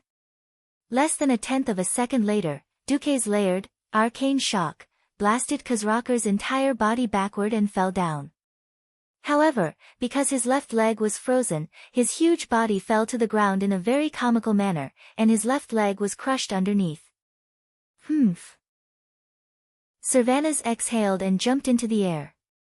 With a triple shot, 3 exorcism arrows, with a length of more than 1 meter hit Kaz-Roga's huge bat wings. Wajin, who had been waiting for an opportunity for a long time, rushed forward on the spot. The dark spear troll's enchanted spear directly pierced through the demon lord's palm and nailed it to the ground. Initially, Mograine wanted to follow up with another slash. At this moment, Duque suddenly shouted, "Switch targets." The group of heroes who subconsciously wanted to follow up suddenly came to their senses and pulled back one after another, turning their firepower to Kazak. Roga struggled to get up, but he was held back by Mograine again. He did this a few times. Everyone didn't feel it at first, but they slowly realized what Duque was doing. This was to evenly distribute the damage suffered by the two demon lords. Kazak and Roga certainly knew what would happen next, but because they were too far away from each other, they had been held back by their respective sides and were unable to escape. They were simply unable to resist their own slide into the abyss of destruction. In Duque's retina, Duque, who had the leader template loaded, constantly fine-tuned the data with his will. After all, starting a team in reality was different from in the game. In the game, there would be a clear HP. However, in a battle in reality, a series of data such as the degree of damage to the opponent's armor, the condition of the body, the concentration of dark power flowing out, and other data could be used to make a relatively objective and vague judgment of how much HP was left. At this time, Duque was simply using at least 10 Radiant Moon Mages. He was also constantly commanding the overall situation and adjusting the distribution of combat power. This was not an easy task. In the game, Duque could use his identity as a team leader to teach disobedient team members a lesson. In reality, Duque couldn't stop the little Prince of Death from going crazy. For example, Grom Hellscream. His attack was high, and he hit hard enough. The problem was that this guy was too fierce. In the end, it was Cain who used his berserker warrior body to carry the monster. Grom was so fierce that Cain couldn't even hold him back. Kazak ignored the huge and unsightly Minotaur chief and chased after Grom, slashing at him in a daze. If it wasn't for the fact that Old Bull was asking for a beating in Kazak's eyes, and that Turayan would occasionally give Grom a protection blessing, so that Kazak couldn't use the huge Dragon King's blade to cut Grom, and Grom couldn't use Blood Roar to hit Kazak's face, who knew how Grom would die. Well, this guy was the kind of guy who would run out of his coffin even if he didn't die completely. Realizing that it was Turayan who stopped him and Kazak from hurting each other, Grom had the nerve to glare at Turayan fiercely. Okay, I'll change the description. Grom was the kind of guy who couldn't even be suppressed by a coffin. Finally, the time was right. Pull him together, Duque ordered. The two guys who were pulling the demon lord moved at the same time. Cain suddenly slammed into Kazak, using his totem pole to push away Kazak's claws. Then, he rushed over and hugged Kazak's waist. Even though he was less than half Kazak's height, he did something that no one could imagine. Cain slammed into Karzak, then turned around nimbly. In less than a second, he appeared behind Karzak, grabbed the root of Karzak's right wing with one hand, and grabbed Karzak's belt with the other. This was, lifting him up high. On the other side, Mograine directly used Ashbringer as a small hammer and hammered it into Kazak's chest. At the same time, the two demon lords, who weighed more than 10 tons, flew up. With the momentum of Mars colliding with Earth, they each crossed a distance of 100 meters and crashed into each other. The two greater demons screamed at the same time. They had just raised their claws in an attempt to break free from the awkward situation of the collision, but it was at this time that a figure in a blue and white robe appeared on their shoulders. He held a staff in one hand and a sword in the other. Duque smiled faintly. "Yo, you might die if I swing my sword." Chapter 946. If he didn't show off after getting the first kill, he would be letting himself down. Of course, to the outside world, Duque could claim that it was to set an example and confidence for everyone in the upcoming Arkharan War. Anyway, that was it. When the two demon lords collided and even their pauldrons were tangled together, Duque stood on Kazak's shoulder with his left leg and stepped on Roga's pauldron with his right foot, putting on a very cool pose. And the unknown holy sword in his hand was a great threat to the two demon lords. In the entire universe, nothing could stimulate the demons more than a holy sword full of righteous energy. Strictly speaking, Duque's holy sword was a smaller version of Quell Zarum. It was a top-grade item from the Pantheon. Without hesitation, Kazak and Kazroga simultaneously defined Duque, who was close to their vitals, as the most dangerous existence. They slapped their giant three-fingered claws at Duque. Who knew? Just before the two violent palms almost hit Duque, Duque smirked. Sorry, I lied to you. After saying that, he ran away in an extremely irresponsible manner. He really teleported away. With a flash, he ran away again. With the two great demons in such a difficult situation, every move could lead to a fatal flaw. Grom, who had been watching from the side for a long time, jumped high on the spot, ready to make another shocking jump slash. In the end, Master Howl failed to steal the kill. He was hit by Kazak's void arrow in midair. In addition to the shadow damage, the most annoying thing about this thing was that it had a spatial attribute that slowed him down. The originally lightning-fast jump slash was forced to slow down by half. Master Howl was in tragedy, becoming a floating target in midair. Such a good human sandbag, if not you, who should I hit? Kazak did not hesitate to lose his center of gravity, wanting to pull out his other hand and throw it at Grom. Smack! Like a fly being swatted away, the poor Master Ho was sent flying hundreds of meters away. If it wasn't for Turalian's kindness of giving him a heroic level, Holy Flash, that had a casting time of 0. 2 seconds when he was flying at high speed, his old body might not have been able to take it and he might have fallen to the ground. At that moment, Duque reappeared on Kazak's chest. When Duque unintentionally sold out his teammate, Grom, who tried to steal the kill, he also cheated all of Kazak and Kazroga's skills. At this moment, the two of them were completely empty. Duque's eyes sharpened, and he sneered. In his heart, he muttered, in the name of Eo Bing Queen, you're retarded. The powerful deceleration was directly cast on the weakened Kazroga. Even though he was a demon lord, under the full cast of a Breaking Dawn Archmage, he was still hit. His huge yellow demon body was slowed down by more than half. On the other side, looking at Kazak's ugly face that he had seen more than once, Duque could not help but think of the time when this guy sneaked into Karazhan and almost destroyed his home. There's a path to heaven, but you don't want to take it. I didn't kill you last time, and now you're asking for it in front of me again. Tell me, are you selling swords? Are you a cheap bastard?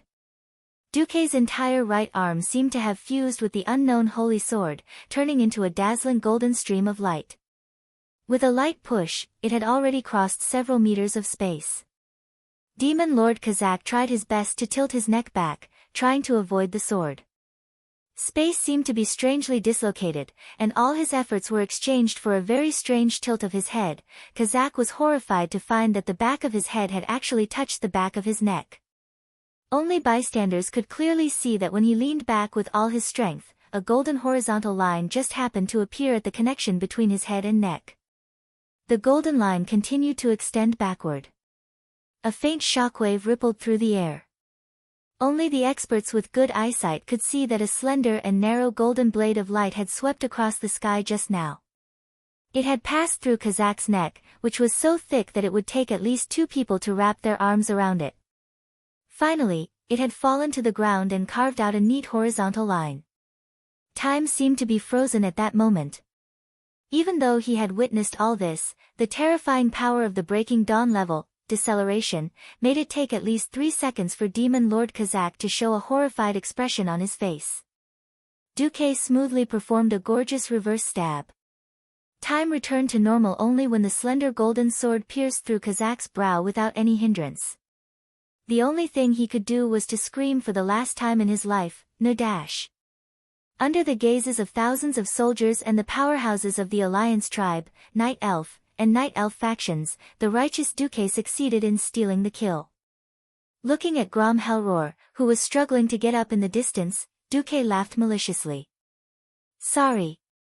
When it comes to stealing kills, although you're at the grandfather level, I'm a swordsman at the ancestor level. In the air, Duque, who had cast the deceleration on himself, slowly descended like a feather rippling in the wind. In the background, the two mountain-like bodies of the two demon lords suddenly collapsed, splashing dust all over the sky. The victory this time seemed to have come too easily. Instead, it made all the experts feel that it was unreal. Think about it, a large group of people fought to the death and killed these two demons twice. But the result? Brother Spring was resurrected with full health. Who could guarantee that these two demons would not resurrect together this time? At this moment, almost every powerhouse had the same question in their minds: are they dead? Cocoons? No. Then, did we win? We really won. Duque smiled and gave an affirmative answer. Yes. We won. His smile was light and breezy, and he had the means to turn them into ashes as he talked. It did not seem like much of a change in tactics, but it succeeded in easily killing the invincible enemy in everyone's hearts. What kind of wisdom was this? What kind of calmness was this? Every powerhouse was shocked. Very strangely, everyone suddenly wanted to see the two terrifying demons jump up and shout, "Let's fight for another 300 rounds, or something." However, this was impossible. The two huge corpses just lay there quietly, becoming another backdrop for Duque's undefeated legend. At this time, Duque waved to Tyrande. Come, please loot the corpses. Oh, and count the spoils." Tyrande was a little stunned. Me? Chapter 947. After transmigrating to Azeroth for so long, Duque had figured out the rules. The equipment dropped by the boss wasn't determined by the order in which it appeared in the game. Instead, it was determined by the boss's own level. As long as one had the ability to defeat the boss that would only appear in later versions, they would still be able to obtain the best equipment. For example, according to the game's history, players had to go back in time through the caverns of time to relive the classic, earth-shattering Battle of Mount Hyjal. Therefore, according to the version back then, there would be a sixth set, which was commonly known as T6, as well as individual equipment of the corresponding level. Previously, when Duque dealt with Deathwing, he got better equipment, but it was a pity that it was too little. How could it be like now, where he had the chance to change equipment in batches? After coming to Azeroth, Duque seemed to have gotten lucky a lot. There were also cases of him looting all the items on Auro's drop list. But unless it was absolutely necessary, Duque did not want to loot the corpse himself. After all, Duque was still a little superstitious. Back when he was leading the team, Duque was very popular as the team leader. That was an era where only the team leader could loot the corpse.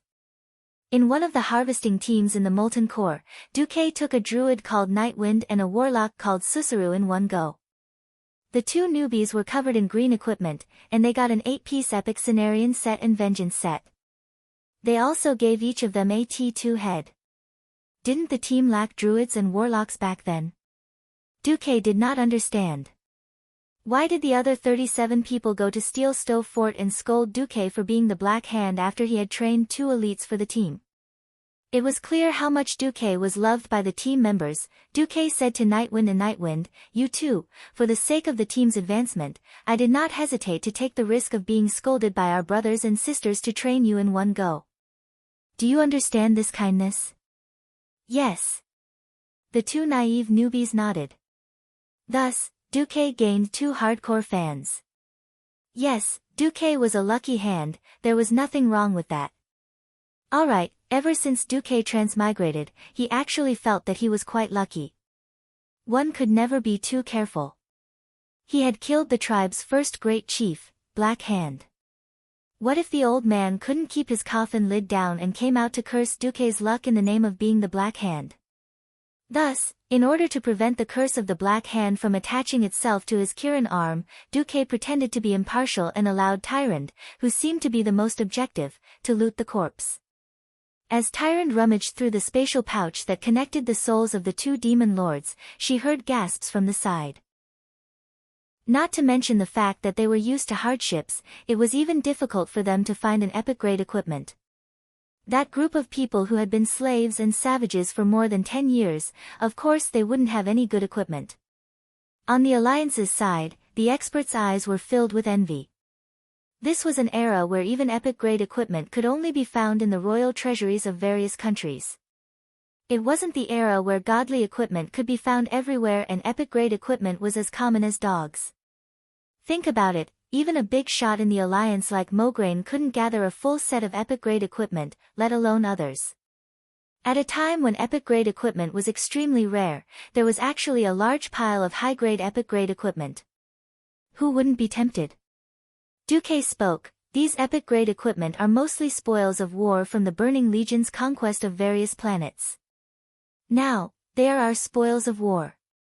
Although the size isn't right, as long as a master-level blacksmith modifies it slightly, we can immediately turn it into our own battle power. Since the three factions are working together today, I won't hide anything. However, for the sake of better cooperation, I hope that we can set a rule for the equipment distribution here. Please speak. As long as it's reasonable, the tribe will accept it. Sar nodded. Tyron nodded nonchalantly. Sigh. The Night Elves had a large pile of good stuff from the High Elf Empire. At this time, the Night Elves were rich, so of course they didn't care. Duque said, first of all, no matter which side's hero, as long as he participated in the battle against the enemy leader, he is entitled to enjoy the spoils of war. Sar and Tyron nodded. If there was a share of the effort, there was a share of the spoils. This also meant that Duque wouldn't spit out the spoils of war from Reggie Winterfrost. Because that guy was killed by Duque alone. Secondly, the spoils of war will be distributed according to the principle of priority. If someone from the three factions needs that equipment, they will have priority to discuss it. If the discussion fails, the dice will be thrown to decide. After saying that, Duque threw a handful of 5 dice to the ground. Everyone can check the dice. Sar didn't move, but Wujin checked it carefully, weighed it, and then nodded. Finally, about the proportion of equipment distribution. I don't want to divide it according to who is strong or weak or who made the last blow. Those who are capable of participating in the siege against the enemy leader can have a share after the battle, regardless of whether they are dead or alive. Duque's proposal naturally sounded like the Alliance had the advantage, because the Alliance had the most heroes. In fact, Sar could tell at a glance that it wasn't a big problem. He ignored Tyrande, the only seedling of the Night Elves. The Horde had fewer heroes. But one look at their professions and you could tell that the Horde were all warriors. Sar hadn't become a shaman yet and was still a warrior. Wujin was also mainly a melee fighter, not to mention Grom, Kane, Varrock, and Brock, who were all muscular men. On the other hand, on the Alliance's side, all melee fighters were paladins.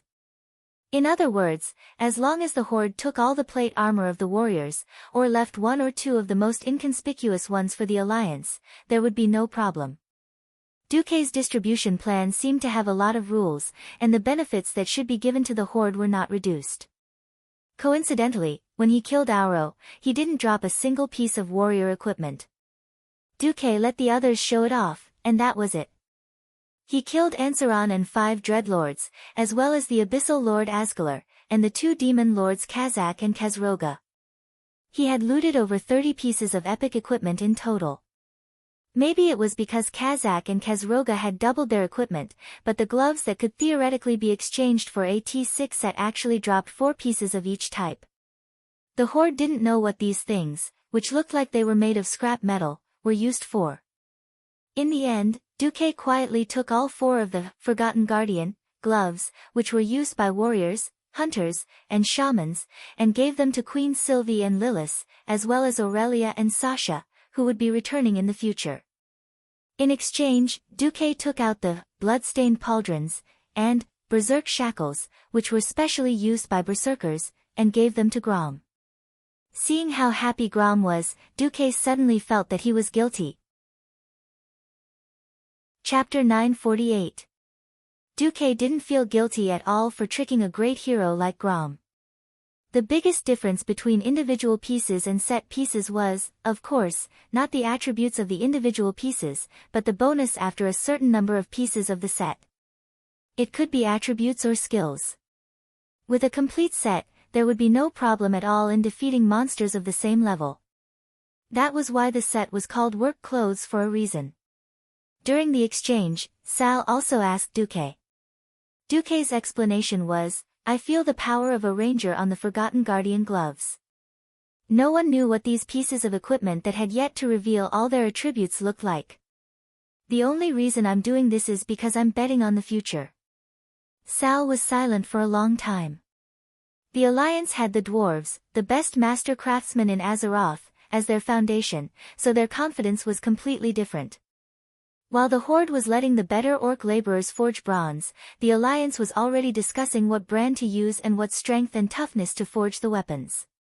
In particular, the 13 years of human slavery to the orcs had almost completely destroyed the orcs' legacy in the field of forging. Even though he knew that these 4 pairs of gloves were probably better things, Sal had to agree to Duque using 2 pieces of berserker equipment to exchange for the 2 Forgotten Guardian gloves that should have been given to the Horde. Because ready-made equipment could form an immediate combat power. Of course, the more important reason why Sal agreed to the exchange was that Duque had saved Grom's life in the Battle of Manaroth. Compared to the life of the Horde's #1 warrior and the life of a chief who was the core of the Horde, losing a little in terms of equipment wasn't a big deal. That was why in the afternoon, when Duque asked Boulang to forge the Forgotten Guardian gloves into Galan Wanderer gloves that could be used by rangers, Sal didn't think much of it. The orc heroes all felt that it didn't matter even if Duque took advantage of them. After all, without Duque to lead them, they might have all been wiped out in the last battle. How could they have defeated the boss and split the equipment? Sal would never know that the dirty Duque had already calculated it. In theory, Archimonde would also drop the Forgotten Guardian helmet. After killing Kazak and Kazroga, the 2 Burning Legion leaders who had inexplicably turned into Gemini mode, the Burning Legion's offensive became silent. At this moment, the Horde and the Night Elves were in an argument. In this era, if 30% of the troops were still able to remain standing, they would already be considered elites. In reality, the Horde's losses had reached 40%. The Alliance's side was slightly better at 25%. But the more modern Alliance had already used up 80% of their ammunition. In truth, the Alliance's combat strength had dropped even more. The only reason he was able to hold on until now was because of his last breath. The reason for the dispute was that the tribe couldn't hold on any longer and asked if they could evacuate some of their people first. Many tribal chiefs felt that the tribe had paid enough and that it was time to retreat. Otherwise, even if they won this world war, they would still lose the next battle for survival. One had to know that the Horde not only had the Alliance as their enemy, but even in Durotor itself, the Horde still had to face the Centaurs and Boars, 2 huge races with a total of more than 100,000 people. Tyrande, on the other hand, hoped that the Alliance and the Horde would hold the line until Malfurion was fully prepared. Sal suggested, "Anyway, the Night Elves just want us to stall for time, right? Then leave 10,000 elites in the tribe?" Tyrande argued, "What if the remaining people can't hold on?" Before Sal could speak, Wajin retorted, "Isn't there still the Night Elves' army? You have an army of more than 100,000 people, but only some of the rangers were used at the beginning, playing archery games in the safest arrow towers." Tyrande's eyes widened in anger. How did that big bug die in the camp at the foot of the mountain? Wajin rolled his eyes. "Well, you even cast 2 rounds of magic. Ha! Could it be that the Night Elves are just a bunch of people who only dare to hide in the dark and shoot arrows and magic? No wonder the Grey Valley didn't dare to fight us head-on, it's because Grom ridiculed them as soon as he arrived." He easily evoked Tyrande's memories. This crazy guy in front of her had killed Cenarius. Even if it was only for a short while, Cenarius had returned to the depths of the planet. Tyrande was also furious. "If your tribe thinks that the Burning Legion is more worthy of your loyalty, you can also join them." The beastmen drinking the demon's blood was also considered a great humiliation by the entire new tribe. Now that Tyrant had exposed the tribe's scars, the heroes of the tribe also felt like they had been slapped in the face. Enough. Thrall stopped his subordinates from causing a ruckus. Rather, the wise Thrall used his reckless subordinates as a cover and put on a good show, Tyrant Whisperwind. In order to stop the Arc-Herons from devouring the power of the World Tree and the Well of Eternity, tens of thousands of Alliance and Horde warriors have fallen on this mountain path forever. If you want this great alliance to continue, show me your trump card. At least show me and Duke Marcus. Tyrant bit her lip, her gaze like lightning as she swept across the heroes of the Alliance and Horde. You don't understand what the Night Elves are prepared to sacrifice. She was actually refusing to show her trump card. Thrall suddenly took a step forward. You won't even tell us how long we have to hold on. If you are willing to see the world destroyed and everyone perish together, then you can leave first. Tyrant slammed the table. Duque rubbed his brow. In the game, the alliance of the three factions was so close to each other that they were like brothers who had grown up together. In reality, there was already a huge conflict between the three factions. If not for the fact that they had a common enemy, it would have been a miracle for them to be able to work together. However, Duque would not allow the situation to worsen. If he allowed the hot-tempered orcs to continue arguing, everything would only be ruined.